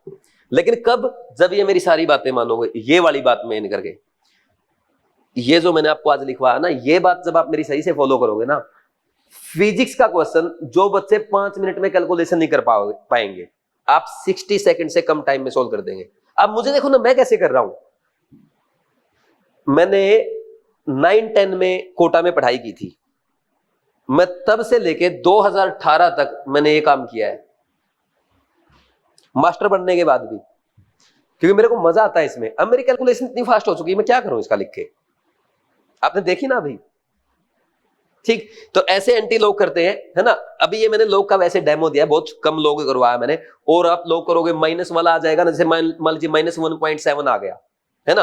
एंटी लॉग ऑफ -1.7 आ गया, इसको क्या करोगे 10 की पावर -1.7, इसके फ्रैक्शन कर लेना ऐसे 10 की पावर -2 प्लस 0.3, इसको लिख लेना 10 की पावर -2 गुना में 10 की पावर 0.3, दिस इज 2 और दिस इज 2 इंटू 10 की पावर -2। हो जाएगा सोल्व, नहीं ऐसे सोल्व कर लेंगे। अच्छा एक चीज और सिखाऊं आपको बढ़िया, एक चीज सिखाऊं बढ़िया। जैसे मान लीजिए आपके पेपर में क्वेश्चन आ गया, जैसे ये आ गया 488 गुना में 512, करो सोल्व, ऐसी कैलकुलेशन आ गई, कैसे करोगे। एक 500 एक 550 मान लो। अरे ध्यान से देखो, this is 500 minus 12 and this is 500 plus 12। बचपन में पढ़ा a minus B into A plus B is equal to A square minus B square. 500 का स्क्वायर कितना होता है 2.5 लाख, और माइनस 12 का स्क्वायर कितना होता है 144। आ गया ना 12 का स्क्वायर काम। अब ये भी टफ है क्या, नहीं समझे, ऐसे काम आएगा। अब सुनो मैं आपको और चीज बताता हूं। अब मैं आपको ना 30 जून के बाद है ना, ये कैलकुलेशन आती है ना अपने ऐसे 6.83 आ गया और मल्टीप्लाई बाय 3.18 आ गया, ऐसी कैलकुलेशन आती है ना कई बार। ऐसी कैलकुलेशन देखते ही तुम्हारे ना ऊपर से नीचे तक पसीने छूट जाते हैं। ठीक, और मैं पता क्या करता हूं, इसको थोड़ा बढ़ाओ इसको थोड़ा घटाओ, 7 गुणा 3 इक्वल टू लगभग 21 आएगा। आप और बोलो और कोई कैलकुलेटर निकाल लो, जो मन में आ रहा है वो कैलकुलेशन बोलो पॉइंट में। आपकी ना 1 से ज्यादा डिफरेंस नहीं आएगा। जैसे मैं log की सिखा रहा था ना आपको, log की मैं इतना कॉन्फिडेंट कैसे हूं यार? एक बात बताओ, log 10 कितना होता है? 1। log 100 कितना होता है? 2। log 1000 कितना होता है? 3। यार एक बात बताओ, जब मैं 10 गुना कर रहा हूं ना, तब log 1 यूनिट से बढ़ रहा है। अगर कहीं पे 72 लिखा है, मैं उसको 70 लिख दूंगा, कितना सा डिफरेंस आएगा? आप क्या बोल रहे हो सर? लिख के दिखाओ 769। अरे मैं इसको 800 लिख लूंगा, कितना सा टाइम लगेगा? जब मैं 10 गुना करूंगा ना, तब 1 नंबर का डिफरेंस आ रहा है। अगर आप 30 नंबर से बढ़ा दो कोई फर्क नहीं पड़ेगा, 10 गुना थोड़ा कर रहा हूं मैं। इसलिए आप log 10 लिखो 1, आप log 1 लाख लिखो, कितना आएगा? 5। जब आपने 10,000 से गुना करा ना, तब 4 यूनिट का डिफरेंस आया। तो अगर आप 80,000 को 1 लाख भी लिख लोगे, तब भी ज्यादा डिफरेंस नहीं आएगा। 0.1 का 0.2 का, ऐसे। और ये कैलकुलेशन जो है ना, ये भी मैं ऐसे ही करता हूं। आप बोलो ना अपने मन से, 1-2 बोलो यार, मजा नहीं आ रहा। मुझे तो मजा आना चाहिए ना पढ़ाने में, पहले दिन से ही बोलो जो मन में आ रहा है, और कैलकुलेटर निकाल लो साथ में, लेकिन पहले कैलकुलेट करके मत बोलना। कोई बोलेगा? कोई बोले? 7.65 86.68। वेरी गुड बेटा। 85 गुना 8 कर दो, लगभग 8 5 40 और 8 8 64 और 4 68, 680 से थोड़ा सा कम आएगा, थोड़ा सा कम आएगा। 678 676 कितना आ रहा है?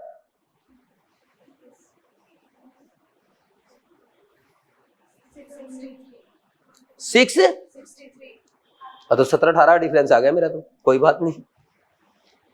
अगर ऐसी कैलकुलेशन भी होगी, देखो ये तो आपका ना ये नंबर बड़ा है, इसकी वजह से डिफरेंस ज्यादा आ रहा है। अगर मान लो ये 8.6 होता तो मेरा आता 6.8, आपका आता 6.6। भाई जो डिजिट वाली कैलकुलेशन है ना, उसमें कितना डिफरेंस आएगा अप्रोक्सीमेशन में। लेकिन आजकल प्रॉब्लम पता है क्या है? एग्जाम में बड़ी प्रॉब्लम ये है कि वो एग्जैक्ट कैलकुलेशन भी करवा रहा है, एक आध क्वेश्चन में। अगर एग्जैक्ट करवा रहा ना, तो वो तो अपने को करनी पड़ेगी ना, क्योंकि 680 मतलब अगर एक केमिस्ट्री में 180 लाना है तो वो क्वेश्चन भी करना पड़ेगा। और ऐसे हर साल 2-3 क्वेश्चन आ रहे हैं, इसलिए मैं आपकी वो प्रैक्टिस करा रहा हूं। आप मेरी बातें फॉलो करके 100 नंबर दूसरों से आगे रहोगे। सिर्फ और सिर्फ मैं आपको पढ़ने की बातें नहीं कह रहा। आज मैंने शुरू में आते ही 2 बात बोली कि वो फॉर्म भर लेना, डॉक्टर क्यों बनना चाहते हो ये लिख लेना, टेबल स्क्वायर क्यूब 1 जून से स्टार्ट कर देना। सिर्फ ये काम, ये 3 चीजें तो करोगे और लिख लो, 100 नंबर तो आपका जितना स्कोर है ना उसमें बढ़ जाएंगे। कहीं मैंने फिजिक्स केमिस्ट्री बायो कुछ नहीं पढ़ाया है, और हर बार बढ़ाता हूं मैं बच्चों के। आप क्या मानते हो मेरे पास कैसे बच्चे आते होंगे? आपको क्या लगता है मेरे पास कैसे बच्चे आते हैं? मेरे पास बच्चा पता क्या आता है? नॉर्मली 3rd ड्रॉप में मेरे पास जो बच्चा आ रहा है ना, बीवाइज में जो बच्चा आ रहा है, 3rd drop, 4th drop, 5th drop, 6th drop, यानी इसका मतलब वो बच्चा आ रहा है जिसका कोई सिलेक्शन ही नहीं करा पाया, उस बच्चे को मैं 680 690 700 प्लस क्रॉस कराता हूं। हर बार फिक्स है, बीवाइज से 1 या 2 बच्चे एम्स दिल्ली, एएफएमसी, एमएएमसी, केजीएमयू में 4-5 बच्चे, और जो स्टेट के टॉप कॉलेज रह गए उनमें हर साल 5-6 बच्चे ऐसे जाते हैं। कैसे? यही तो चीजें करवाता हूं मैं, सब्जेक्ट तो मेरा एक ही है। तो अगर आप फॉलो करोगे तो डेफिनेटली होगा आपका। ठीक, कैलकुलेशन सीख ली, टॉपिक पढ़ा दूं 2 छोटे छोटे 10-10 मिनट के। कौन सा टॉपिक पढ़ाऊं? आप केमिस्ट्री में बोलोगे ये टॉपिक पढ़ा दे, वो पढ़ा दूंगा। अच्छा, फिजिकल में सबसे टफ चैप्टर कौन सा? आयोनिक। और आयोनिक में सबसे टफ टॉपिक कौन सा? Buffer solution. मेन तो बफर ना, मेरे बाएं हाथ का खेल है। बफर सॉल्यूशन मुझे जिंदगी में कभी आता ही नहीं था, और बफर सॉल्यूशन जब मैं आपको पढ़ाऊंगा ना, आप ये कहोगे आपसे अच्छा कोई नहीं पढ़ा सकता है। बफर सॉल्यूशन में हम कितने लेक्चर लगाएंगे? 2 लेक्चर लगाएंगे, लेकिन अभी मैं आपको 10 मिनट में पढ़ाऊंगा, और इतना पढ़ा दूंगा आपका नेक्स्ट ईयर क्वेश्चन सॉल्व हो जाएगा। करें स्टार्ट। हेडिंग है बफर सॉल्यूशन। आप बोलोगे अपने मुंह से कि बफर सॉल्यूशन बीवाइज से अच्छा कहीं नहीं है। बफर सॉल्यूशन क्या होता है? बफर सॉल्यूशन एक ऐसा सॉल्यूशन है जो डाइल्यूशन करने पे या स्मॉल अमाउंट में, वर्ड यूज किया मैंने स्मॉल अमाउंट में एसिड या बेस ऐड करने पे अपनी पीएच में चेंज को रेजिस्ट करता है, यानी पीएच में चेंज नहीं आने देता या नेग्लिजिबल चेंज आता है, that is called buffer solution, the solution which resist in change on dilution और on addition of small amount of acid और base is called buffer solution. ठीक, ऐसा नहीं कि बाल्टी भर के डाल दो, 1-2 ड्रॉप डालना है एसिड या बेस का, समझे कि नहीं समझे, तो पीएच में कोई चेंज नहीं आएगा, समझ आया, तो उसको हम कहते हैं बफर सॉल्यूशन। मुझे बफर सॉल्यूशन का एक बेस्ट एग्जांपल दो। Buffer solution very good, blood is the best buffer. क्योंकि देखो अब मुझे बताओ ब्लड की पीएच कितनी होती है, 7.25 से 7.45 की रेंज में होता ना, यही रहती ना ब्लड की पीएच, पक्का, कोई डाउट तो नहीं है। अब एक बात बताओ, जब इंसान मर जाता है तो ब्लड की पीएच कितनी होती है, नहीं है ना याद किसी को? एक काम करो, जल्दी से गूगल करो फास्ट, देखते हैं कौन सबसे पहले बताएगा। सबसे पहले गूगल कौन करेगा? जब इंसान मर जाता है उसके ब्लड की पीएच कितनी हो जाती है? एनसीईआरटी में है ये, आपके बायो में नहीं पढ़ा तुमने? ये क्वेश्चन आता है जीके के, अरे जीके में सीजीएल वगैरह में क्वेश्चन आता है, ये बहुत फेमस क्वेश्चन है, तुम्हारे नहीं आया आज तक नीट में। बात करता हूं नीट वाले से। 5.5 होगी, 5.5 या 5.6 होती, 5.1 गलत लिखा तो साइट सही नहीं देख रहा। फिर मेरे को तो याद है वो 5.6 होती है, सुबह वाले भी 5.5 बता रहे थे, मुझे तो 5.5 याद है, वो 5.6 याद है। जब इंसान मर जाता है तो ब्लड की पीएच घट जाती है, ब्लड एसिडिक हो जाता है, और वो 5 पॉइंट कितने तक आ जाती है आपके फोन में? सुबह वाले बोल रहे थे 5.5 आ रहा है, मेरे को याद है 5.6 है। इंसान के मरने के कितने घंटे बाद, 20 आवर्स के बाद पीएच कितनी हो जाती है? 5.1 बोल दो चलो आप तो। अब एक बात बताऊं, ये क्वेश्चन आप कभी भी नहीं भूलेंगे। अच्छा, मैं तो आपको वैसे डायरेक्ट बता ही सकता हूं, अब आपको हमेशा याद रहेगा मैंने क्या किया, आपसे गूगल करवा लिया। जो चीज आपको याद ना हो और आपको थोड़ी पिंच कर दी जाए, ये भी नहीं पढ़ा तुमने एनसीईआरटी में, अभी चेक करके बता। आप ये क्वेश्चन जिंदगी में भूल के दिखा देना, यही तो साइकोलॉजी है, यही तो मैं काम करता हूं, और मैं नहीं रटवाता कुछ भी। मैंने बोला था ना मैं एक पॉइंट बताऊंगा, ये ऐसे काम करता हूं मैं। जो चीज से तुम्हें डर लगता है ना, वो तुम्हें खेल खेल में याद करा देता हूं। अब तुम है ना पूरी जिंदगी में मुझे इंसान की मरने के 20 घंटे के बाद ब्लड की पीएच भूल के दिखा दो। कभी मिलेंगे ना 20 साल के बाद, जब तुम डॉक्टर बन जाओगे और मैं बूढ़ा हो जाऊंगा, तब पूछूंगा तुमसे, तो हाँ बोला सर याद है आपने 5.5 बोला था, आपने 5.1 है। बोला सर आपने तो 5.6 बोला था, सुबह वालों ने 5.5, हमारा 5.1 है। ठीक, ऐसे याद है, सही है ना? अब देखो, हम कई बार क्या हमेशा मेस का घटिया तेल का खाना खाते हैं, मेस में बहुत ज्यादा थोक के भाव में मिर्ची खाते हैं, एसिडिटी होती होगी ना, और जैसे ही एसिडिटी हुई ब्लड की पीएच घटेगी और तुम मर जाओगे। ऐसा होता है क्या भाई? पेट में एसिडिटी हुई यानी इसका मतलब पेट ने ज्यादा एसिड रिलीज किया है, और ज्यादा एसिड रिलीज किया है तो खून में जाएगा एसिड, तो पीएच घटनी चाहिए कि नहीं घटनी चाहिए? हम मरते क्यों नहीं एसिडिटी से? क्योंकि अगर ब्लड में थोड़ा बहुत एसिड हमारी बॉडी में चला भी जाता है, बाई चांस किसी भी वे में, खराब खाने की वजह से यार और किसी मेथड से चला भी जाता है, तो ब्लड क्या है? बफर। क्या करेगा? थोड़े बहुत एसिड को पीएच में चेंज नहीं आने देगा। So blood is good buffer. समझ आया कि नहीं? अब बफर सॉल्यूशन 2 टाइप के होते हैं, कौन सा? एक तो सिंपल बफर होता है और एक मिक्स्ड बफर होता है। सिंपल बफर का मतलब क्या है? वीक एसिड वीक बेस के सोल्ट को क्या कहते हैं? सिंपल बफर कहते हैं। एग्जांपल बताओ, वीक एसिड का एग्जांपल सबसे फेमस एसिटिक एसिड, और वीक बेस अमोनियम हाइड्रोक्साइड, तो दोनों को मिला दो, अमोनियम एसीटेट बन गया। This is weak acid weak base salt, simple buffer होता है। किसी को अगर वीक एसिड वीक बेस याद नहीं है, घबराना नहीं है, टेंशन नहीं लेनी है।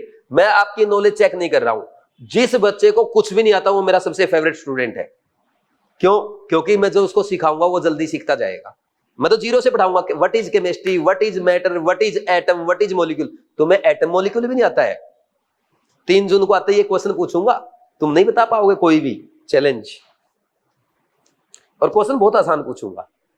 बच्चे आके मेरे को बता के बोलते हैं, सर एक काम करना, आप ऑर्गेनिक कब स्टार्ट कर रहे हो? भाई ऑर्गेनिक स्टार्ट कर रहा हूँ इस डेट से। सर आईपीएसी आईसो मेरे को आता है, आप जीओसी से बुला लेना मेरे को। ठीक है कोई बात नहीं। एस्पिरिन का आईपीएसी नेम बताओ तुम बताओ, एस्पिरिन का आईपीएसी नेम बताओ, तैयारी करके आए हो। पैरासीटामोल का बता दो। बस मैं इतने से सिंपल, मतलब मुझे पेपर बनाने का मौका दिया जाए ना, मैं तो एस्पिरिन का आईपीएसी नेम पूछूंगा एग्जाम में बस। आपकी एनसीईआरटी में है, अल्कोहल वाले चैप्टर में पढ़ते नहीं हो तुम लोग, नहीं एस्पिरिन। एस्पिरिन के नीचे पता क्या लिखा है एनसीईआरटी में?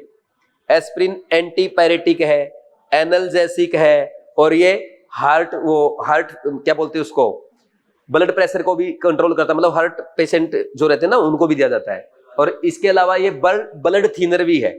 आईआईटी ने पता क्या किया, रिएक्शन देती, और उस रिएक्शन में एस्पिरिन बनवा के ये पूछ रहा विच of the following statement about the product is correct और इनकरेक्ट, और मल्टीपल चॉइस आंसर, मतलब एक से ज्यादा answer, more than one answer. बोला ये एंटीपायरेटिक है, ये एनाल्जेसिक है, ये ब्लड थिनर होता है, ऐसे 3-4 पॉइंट लिख दिए। लोग क्या बोलेंगे कि ये कौन से चैप्टर का क्वेश्चन है? केमिस्ट्री इन एवरीडे लाइफ का है ना। केमिस्ट्री इन एवरीडे लाइफ का क्वेश्चन देखो, तुम्हें दिखाता हूं। केमिस्ट्री इन एवरीडे लाइफ का क्वेश्चन दिखाऊं तुम्हें?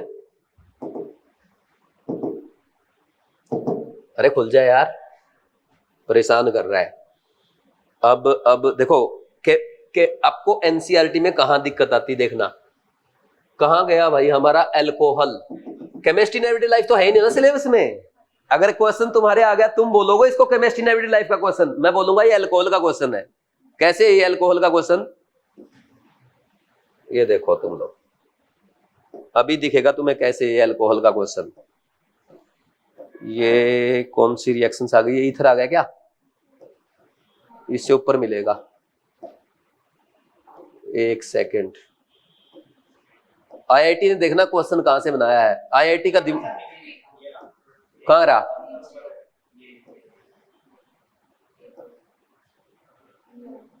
यहां कहां है? पागल बना रहे हो क्या मेरे को? बेवकूफ मत बनाओ यार। यहां आएगा, यहां देखना लेफ्ट में। इसका मतलब तुमने एनसीआर, ये देखो ये रिएक्शन दे रखी है, सैलिसाइलिक एसिड से एस्पिरिन बन रहा है, और उधर पढ़ना aspirin possesses analgesic, anti-inflammatory and antiparetic properties। और ये पेपर में आ गया ना ऐसे 4 स्टेटमेंट। कौन सी ग्रेड? हमारे मास्टर ने तो करवाया ही नहीं था। केमिस्ट्री इन एवरीडे लाइफ का आउट ऑफ सिलेबस क्वेश्चन पूछ लिया, डिलीटेड पार्ट से पूछ लिया। यही बोलोगे ना तुम तो? तुम्हारे पढ़ाया गया था इस बार? नहीं पढ़ाया गया ना? उसके नोट्स में लिखा हुआ चेक करना, वो मेरे से पढ़ा है। अगर ये क्वेश्चन आ जाता, गए 180 वाले सारे। तभी तो 180 आएंगे ना, एक एक चीज पे फोकस करेंगे। अभी मैं तुम्हें एक चीज और दिखाता हूं, तुम कितनी घटिया मिस्टेक करते हो, देखना। अब आ जाओ, मिक्स्ड बफर कितने टाइप का होता है? 2 टाइप का होता है। कौन सा? एसिडिक और बेसिक। एसिडिक बफर में क्या होता है और बेसिक बफर में क्या होता है? एसिडिक बफर बताओ जल्दी से। वीक एसिड लो, कोई भी वीक एसिड लिया, और उस वीक एसिड का किसी स्ट्रॉन्ग बेस के साथ सोल्ट बना लो, और इन दोनों को क्या कर दो? मिक्स कर दो। This is called acidic buffer. Example बताओ। एसिटिक एसिड लिया और इसका स्ट्रॉन्ग बेस के साथ सोल्ट लो। स्ट्रॉन्ग बेस कौन सा? NaOH, KOH, कोई भी ले सकते हो ना, ये ले लिया। तो इनका जो मिक्सर है, this is called acidic buffer. Basic buffer में क्या हो जाएगा? वीक बेस, और उस वीक बेस का स्ट्रॉन्ग एसिड के साथ सोल्ट ले लो, इसका मिक्सर। वीक बेस कौन? एक ही याद रहता है अपने को, अमोनियम हाइड्रोक्साइड। अमोनियम हाइड्रोक्साइड का स्ट्रॉन्ग एसिड के साथ NH4Cl। This is basic buffer. हो गया कॉन्सेप्ट खत्म। इसके बाद आते हैं न्यूमेरिकल। न्यूमेरिकल आते हैं। न्यूमेरिकल में इसका पीएच का फॉर्मूला क्या होता है?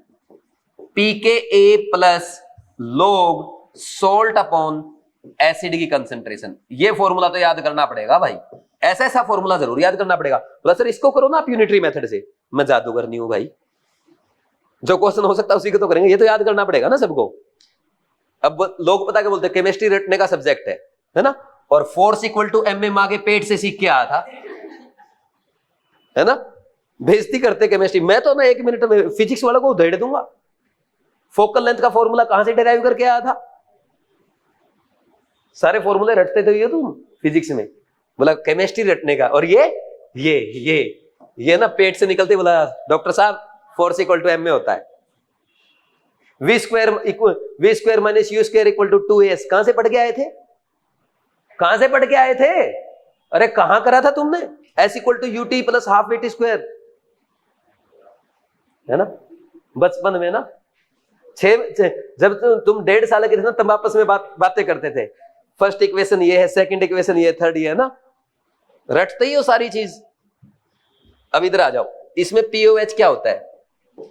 pKb plus log salt upon base की कंसंट्रेशन होती है कि नहीं होती? बोलो कोई डाउट है क्या? समझ आया? अब इसके बाद इंपॉर्टेंट पॉइंट देखो क्या है, ये तो हो जाएगा ना याद। अच्छा, यहां पे जो आप एसिड की और सोल्ट की कंसंट्रेशन का रेशो ले रहे हो ना, यहां पे मोल्स का भी रेशो ले सकते हो। क्यों? क्योंकि सोल्ट की कंसंट्रेशन क्या होगी? Number of moles of salt divide by total volume of solution, और divide by number of moles of acid divide by volume of solution. अब क्योंकि अरे पूरा मिक्सर का वॉल्यूम तो सेम रहेगा ना, तो वॉल्यूम से वॉल्यूम कैंसिल, तो आप ये सोल्ट अपॉन एसिड की कंसंट्रेशन की वजह इनका मोलर रेशो भी ले सकते हो। समझ आया कि नहीं? ऐसे भी करते हैं ना। ये पूरा सोल्ट, ये आपका बफर सॉल्यूशन है, इसमें बस क्वेश्चन प्रैक्टिस करना बाकी, बफर सॉल्यूशन खत्म हो गया। समझे कि नहीं समझे? अब मैं आपसे एक क्वेश्चन पूछना चाहता हूं, पूछ लूं? पक्का? मुझे इस इक्वेशन का नाम बता दो। इस इक्वेशन का नाम क्या है? Very good. और किसी को पता है? This is called Henderson Hasselbalch equation. पढ़ा तुमने कभी? आपके मॉड्यूल में है? आपके नोट्स में है? नहीं है। पता क्यों नहीं है? क्योंकि एनसीईआरटी में है। अब आप सोचो, एग्जामिनर 4 फॉर्मूले लिख दे अलग अलग, एक तो ये लिख दिया और कोई 3 और उठा के लिख दे, और पेपर में लिख दे which of the following is Henderson Hasselbalch equation. आप बोलोगे आउट ऑफ सिलेबस क्वेश्चन आया है, लेकिन यही तो एग्जामिनर आजकल कर रहा है। एग्जामिनर आजकल टफ चीजें नहीं पूछ रहा है, टफ तो वो सिर्फ 2-3 क्वेश्चन पूछ रहा है, लेकिन मजे ले रहा है कोचिंग वालों के। अपने नहीं ले पाएगा, लेकिन ये बात का ध्यान रखना, अपने मजे लेने के लिए पसीने छूट जाएंगे एग्जामिनर के। कहां है भाई केमिकल इक्विलिब्रियम? यही होगा ना।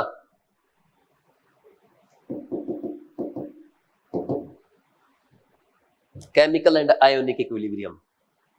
खुल जा, खुल जा। एनसीईआरटी ने हाईलाइट करके लिखा है बोल्ड लेटर में।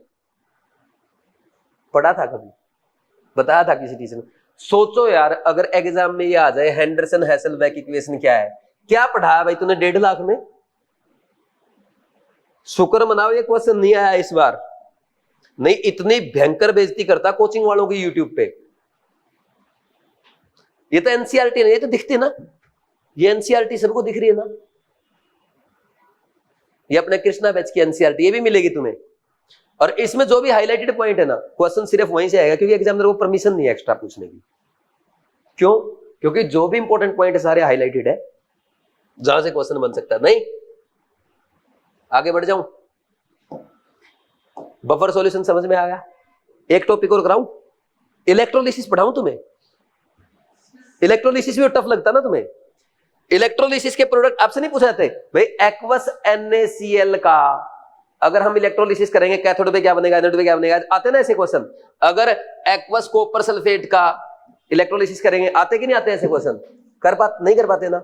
अब करोगे, 1 मिनट में करोगे। करूं स्टार्ट? सबसे पहले इलेक्ट्रोलिसिस क्या होता है? इलेक्ट्रोलिसिस इसमें क्या होता है? अच्छा, आपने वो पढ़ा, एक गैल्वेनिक सेल होता है, एक electrolytic cell. What is difference between galvanic cell and electrolytic cell? देखो क्या होता है, गैल्वेनिक सेल वो होता है जो अपना घर पे रिमोट में, या रेडियो का सेल, निप्पो की बैटरी आती ना छोटी सी, उसको क्या कहते हैं? गैल्वेनिक सेल कहते हैं। उसमें क्या केमिकल रिएक्शंस हो रही हैं, एनोड पे ऑक्सीडेशन हो रहा है, कैथोड पे रिडक्शन हो रहा है। उस केमिकल रिएक्शन की वजह से वो इलेक्ट्रिसिटी प्रोड्यूस करता है, जिसकी वजह से हम रेडियो सुन पाते हैं। ठीक, एक उसमें स्पॉन्टेनियस रिएक्शन होती है, जिसकी वजह से क्या होगा, केमिकल एनर्जी इलेक्ट्रिकल एनर्जी में कन्वर्ट हो जाएगी, और इसको हम क्या कहते हैं? Galvanic cell. तो ऐसा सेल जो केमिकल एनर्जी को इलेक्ट्रिकल एनर्जी में कन्वर्ट कर दे, that is called galvanic cell. बोलो कोई डाउट है क्या? और जब हम किसी सेल में इलेक्ट्रिसिटी पास करके इस रिएक्शन को उल्टा करवाएंगे, ये स्पॉन्टेनियस रिएक्शन है, बैकवर्ड डायरेक्शन में क्या होगी? Non spontaneous reaction. तो जब आप इलेक्ट्रिसिटी पास करके कोई नॉन स्पॉन्टेनियस रिएक्शन परफॉर्म कराते हैं, तो उस सेल को हम इलेक्ट्रोलाइटिक सेल कहते हैं। क्या कहेंगे उसको? Electrolytic cell. इसका कोई एग्जांपल दे सकता है मुझे? डेली यूज करते हो आप, और इतना यूज करते हो जरूरत भी नहीं है यूज करने की। ड्राई सेल नहीं, ड्राई सेल तो गैल्वेनिक सेल हो गया ना। Mobile phone, very good. मेरा ये मोबाइल फोन अभी रखा है, क्लास खत्म होते ही मैं इसमें रील्स देखूंगा, न्यूज सुनूंगा, है ना, शॉर्ट्स देखूंगा यूट्यूब पे, ठीक। तो जब मैं इसको यूज करूंगा तो इसमें क्या होगा? क्या हो रहा है? केमिकल रिएक्शंस हो रही है। इसमें लिथियम आयन बैटरी होती है, उसमें केमिकल रिएक्शंस हो रही है, जिसके कारण क्या हो रहा है? मुझे इलेक्ट्रिसिटी मिल रही है, मेरा फोन चल रहा है। लेकिन जैसे ही वो रील्स देख देख के 1.5-2 घंटा रील्स देख के मेरा मन भी नहीं भरेगा, तो इसकी बैटरी लो हो जाएगी। तो फिर मैं क्या करूंगा? इसको चार्जिंग में लगा दूंगा, तो वो रिएक्शन क्या हो जाएंगी? उल्टी हो जाएगी। तो इलेक्ट्रिकल एनर्जी वापस किस में स्टोर हो जाएगी? केमिकल एनर्जी में। उस टाइम किसका काम करेगा? गैल्वेनिक सेल का काम करेगा। अभी किसका काम कर रहा है विदाउट चार्जिंग? गैल्वेनिक सेल का। समझ आया कि नहीं? ठीक। अब इलेक्ट्रोकेमिस्ट्री में जिसको 2 लाइन आती है ना, सिर्फ 2 लाइन, उसको किसी चीज की जरूरत नहीं है। पहली लाइन तो ये, कैथोड पे रिडक्शन होगा, एनोड पे ऑक्सीडेशन होगा। दूसरा, रिडक्शन किसका होगा? जिसका रिडक्शन पोटेंशियल ज्यादा उसका रिडक्शन होगा। सिर्फ 2 लाइन जिसको आती है वो कुछ भी कर सकता है। जिसका रिडक्शन पोटेंशियल ज्यादा उसका रिडक्शन होगा, और कैथोड पे हमेशा रिडक्शन होता है, एनोड पे हमेशा ऑक्सीडेशन होता है। आपको डाउट रहता है गैल्वेनिक सेल में क्या होगा, इलेक्ट्रोलाइटिक सेल में क्या होगा? हमेशा कैथोड पे रिडक्शन, यानी जहां पे रिडक्शन हो रहा है वो क्या है? कैथोड। और रिडक्शन किसका होगा? जिसका रिडक्शन पोटेंशियल ज्यादा उसका रिडक्शन होगा। जिसको ये 2 लाइन आती है ना इलेक्ट्रोकेमिस्ट्री में, इलेक्ट्रोकेमिस्ट्री बिल्कुल लुल चैप्टर है। समझे कि नहीं समझे? अब देखो, अब जिस सेल में इलेक्ट्रोलिसिस होता है उसको इलेक्ट्रोलाइटिक सेल कहते हैं। ये इलेक्ट्रोलाइटिक सेल की प्रोसेस को क्या कहते हैं? इलेक्ट्रोलिसिस कहते हैं। ऐसा ही बोल सकते हो, इलेक्ट्रोलिसिस।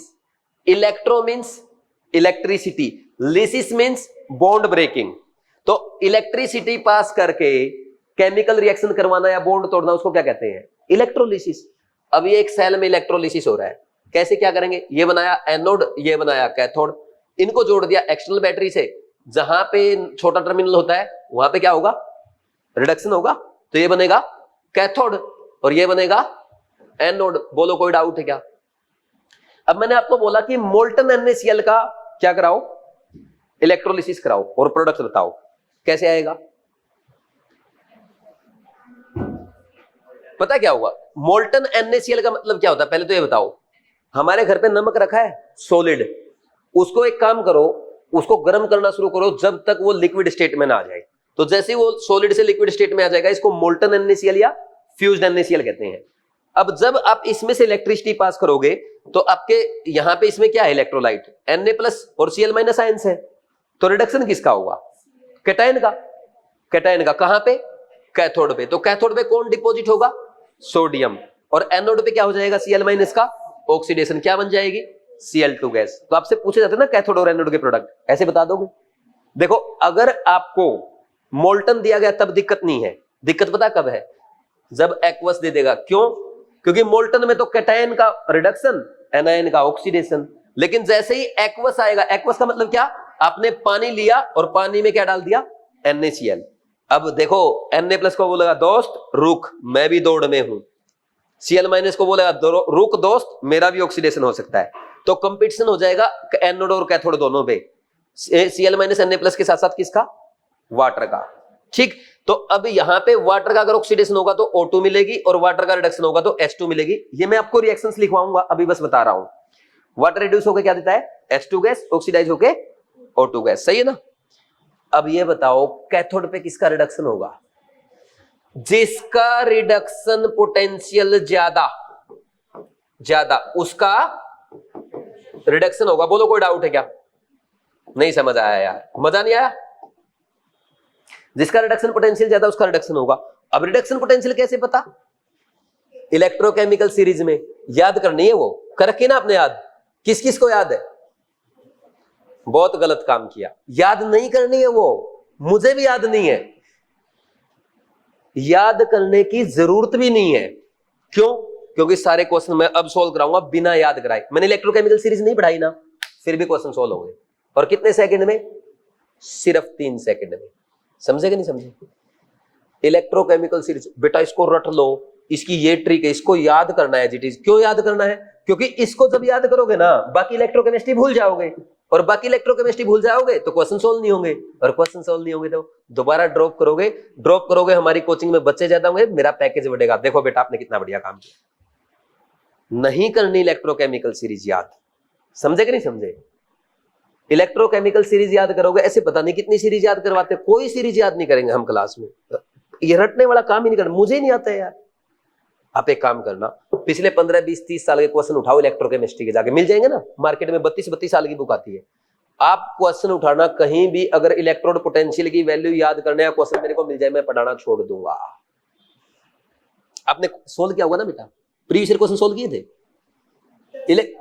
इलेक्ट्रोकेमिस्ट्री, कुछ तो किए होंगे। किसने किए थे? 10, 20, 30 साल किए होंगे ना। मुझे बताओ कौन से साल के क्वेश्चन में इलेक्ट्रोकेमिस्ट्री का आपको इलेक्ट्रोड पोटेंशियल याद करना पड़ा? एक आध बार कभी कभी जरूरत पड़ता है, उसमें आपको आइडिया होता है भाई, सबको पता है लिथियम का सबसे कम है, सोडियम का उससे ज्यादा है, इससे ज्यादा आयरन वगैरह का है, आयरन से भी ज्यादा कॉपर का है, कॉपर से भी ज्यादा एजी का, एजी से ज्यादा आपका फ्लोरीन का। ये आइडिया तो सबको है ना, और इतना आइडिया नहीं तो फिर क्यों हम ड्रॉप कर रहे हैं, रहने तो फिर। अगर नई आइडिया आ जाएगा, भाग मत जाना, कहीं डर जाओ कि बोला पहले दिन ही डरा रहा है। ठीक, अब देखो करें स्टार्ट। कैथोड पे क्या होगा बोलो? अब मैं प्रोडक्ट बनाना सिखा रहा हूं आपको एक्वस सोल्ट्स के। कैथोड पर क्या होगा बोलो? रिडक्शन। किसका रिडक्शन होगा? जिसका रिडक्शन पोटेंशियल ज्यादा है ना, उसका रिडक्शन होगा। देखो कभी भी फर्स्ट ए के कैटायन है, यानी lithium, sodium, potassium, rubidium, caesium वगैरह है, या सेकंड ए के कैटायंस है, आपके कैल्शियम, मैग्नीशियम, स्ट्रोंशियम वगैरह है, एक एल्यूमिनियम 3+, इनके कैटायन अगर आपके सामने आ जाए, ये कभी भी रिड्यूस नहीं होंगे। ये रिड्यूस नहीं होंगे तो बोलेगा पीछे हट जाओ कि कौन किसका रिडक्शन होगा? वाटर का रिडक्शन होगा ना इनके कंपैरिजन में, और वाटर का रिडक्शन होते ही कैथोड में क्या प्रोडक्ट मिल जाएगा? H2 gas. तो पेपर में जब भी आपको first A, second A cation या एल्यूमिनियम कैटायन दिख जाए, क्या बोल दोगे? कैथोड में क्या बनेगा? एक्वस सोल्ट का इलेक्ट्रोलिसिस में H2 बनेगा ना। ठीक, अब अगर D एंड P ब्लॉक का कोई कैटायन है, जैसे कोई भी है, Ag+ है, कॉपर प्लस है, आयरन 2+ है, या निकिल 2+ है, कोबाल्ट है, इसके अलावा आपका Sn2+ है, लेड 2+ है, जो भी है D एंड P ब्लॉक के कैटायन, ये वाटर से रिड्यूस होने की ज्यादा टेंडेंसी रखते हैं। और अगर ये रिड्यूस होंगे तो क्या प्रोडक्ट मिलेगा भाई? मेटल एटम बनेगा कैथोड में, क्योंकि वाटर रिड्यूस थोड़ा होगा, मेटल आयन रिड्यूस होगा, कॉपर 2+ रिड्यूस होगा तो क्या बनेगा? कॉपर। Ag+ से Ag, यानी मेटल बनेगी नहीं बनेगी? तो आपको कैटायन के कैथोड के प्रोडक्ट बनाना आया। अब हम बात करेंगे एनायन का। एनायन पे क्या होगा? एनायन पे होता है ऑक्सीडेशन। किसका ऑक्सीडेशन होगा? जिसकी ऑक्सीडाइज होने की टेंडेंसी ज्यादा, उसका ऑक्सीडेशन होगा। देखो जिसका रिडक्शन पोटेंशियल ज्यादा उसका रिडक्शन होगा, अब जिसका रिडक्शन पोटेंशियल कम उसका ऑक्सीडेशन होगा। लेकिन अपने को वो तो याद है ही नहीं। इसका भी तरीका है, कैसे? Cl-, Br-, I-, अगर ये दिए गए हैं तो वाटर ऑक्सीडाइज नहीं होगा, ये ऑक्सीडाइज हो जाएंगे, यानी प्रोडक्ट क्या बनेगा? Cl2 बन सकता है, Br2 बन सकता है, और I2 बन सकता है। लेकिन अगर एनायन आपका ऐसे है, सल्फेट एनायन है सोल्ट में, या आपका फोस्फेट है, या आपका नाइट्रेट है, या इसके अलावा आपका क्लोरेट है, तो ये बोलेंगे हम ऑक्सीडाइज नहीं होंगे भाई, पानी जाके तू ऑक्सीडाइज हो जा और जल्दी से एनोड पे क्या दे दे? O2 गैस दे दे। अब आपके दिमाग में पता क्या आएगा? सर आप तो रटवा रहे हो, है ना? ये मैं रटवा नहीं रहा हूं। अब एक बात बताओ आप मेरे को, ध्यान से देखो, दोबारा करते हैं इसको। भूल गए आपने रटने की कोशिश की, याद ही नहीं हुआ ना? फर्स्ट ए के कैटायन, सेकंड ए के कैटायन, Na+ का कॉन्फ़िगरेशन क्या होता है? 2s2 2p6, पोटेशियम प्लस का, अच्छा सोडियम प्लस का, Mg2+ का, एल्यूमिनियम 3+ का। नियोन का कॉन्फ़िगरेशन है 2s2 2p6, सब में 10 इलेक्ट्रॉन है। पोटेशियम प्लस, कैल्शियम 2+, आर्गन का कॉन्फ़िगरेशन है। इन सारे कैटायन का कैसा कॉन्फ़िगरेशन है? नोबल गैस का। कौन सा? NH2NP6। नोबल गैस का कॉन्फ़िगरेशन क्या होता है? स्टेबल होता है ना। स्टेबल कॉन्फ़िगरेशन कोई इलेक्ट्रॉन लेना या देना चाहेगा क्या? नहीं। तो ये इलेक्ट्रॉन लेना नहीं चाहते, तो वाटर बोले चलो भाई मैं ले लेता हूं। तो इनके केस में हमेशा कौन रिड्यूस होगा? वाटर। इनके अलावा कौन रिड्यूस होगा? Metal ion. क्या मिलेगा? मेटल। तो जब भी ये दिख जाए वाटर को रिड्यूस कराओ, और ये नहीं है तो मेटल को रिड्यूस कराओ। आसान हुआ कि नहीं हुआ? नेक्स्ट इधर आ जाओ। ये एनायन है, हैलाइड एनायन है। हैलाइड एनायन की मिनिमम ऑक्सीडेशन स्टेट क्या होती है? -1 Cl- में होता है, Cl-2 में देखा कभी? मिनिमम में है। जो अपनी मिनिमम ऑक्सीडेशन स्टेट में होता है, यानी उसने मैक्सिमम इलेक्ट्रॉन ले रखे हैं और नहीं ले सकता, उसकी सिर्फ एक ही टेंडेंसी है, ले लो ले लो ले लो, इलेक्ट्रॉन ले लो। अरे आपके पास इतने पैसे, आपका मुंह भरा है, आपको जरूरत नहीं, आपको अरे मेरे से ले ले यार, तू पैसे ले जा। अंबानी, अब आप जाके अंबानी को 100 रुपए देके देखो, अंबानी का, ओ भाई इधर से ही ले जा 2000। ठीक, समझे कि नहीं समझे?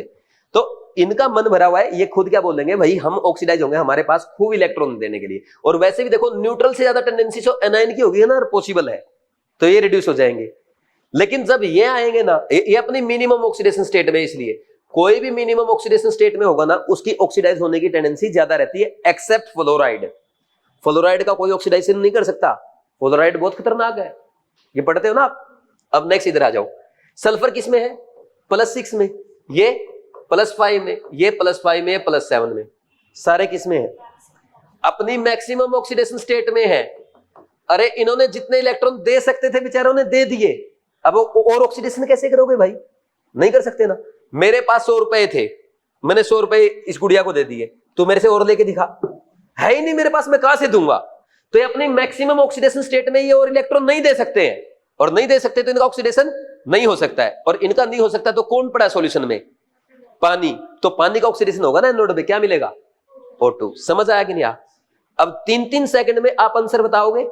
करें स्टार्ट। एक्वस NaCl का इलेक्ट्रोलिसिस करने पे कैथोड का प्रोडक्ट बताओ जल्दी से। Na+ कैटायन है, क्या बनेगा? Na+ रिड्यूस होगा या वाटर? वाटर। कैथोड पे क्या बनेगा? H2। Cl- एनायन ऑक्सीडाइज होगा या वाटर? Cl-, क्या बनेगा? सही है ना? एक्वस कॉपर सल्फेट बताओ जल्दी से। कॉपर रिड्यूस होगा कैथोड पे, और एनोड पे वाटर ऑक्सीडाइज होगा, O2। एक्वस AgCl जल्दी बताओ, Ag और Cl2। तुम तो 3 सेकंड भी लगा रहे। क्या किया था पिछले बार? रटे थे ना? कहां लग रहा टाइम? तुम भाई आज तो पहला ही लेक्चर है, पहला ही दिन है, मैंने तो केमिस्ट्री स्टार्ट भी नहीं की है। एक्वस MgSO4 में बताओ, बताओ जल्दी से, बताओ बताओ। H2 गैस, O2 गैस, सही है ना? एक्वस CaCl2 में बताओ, H2 और Cl2।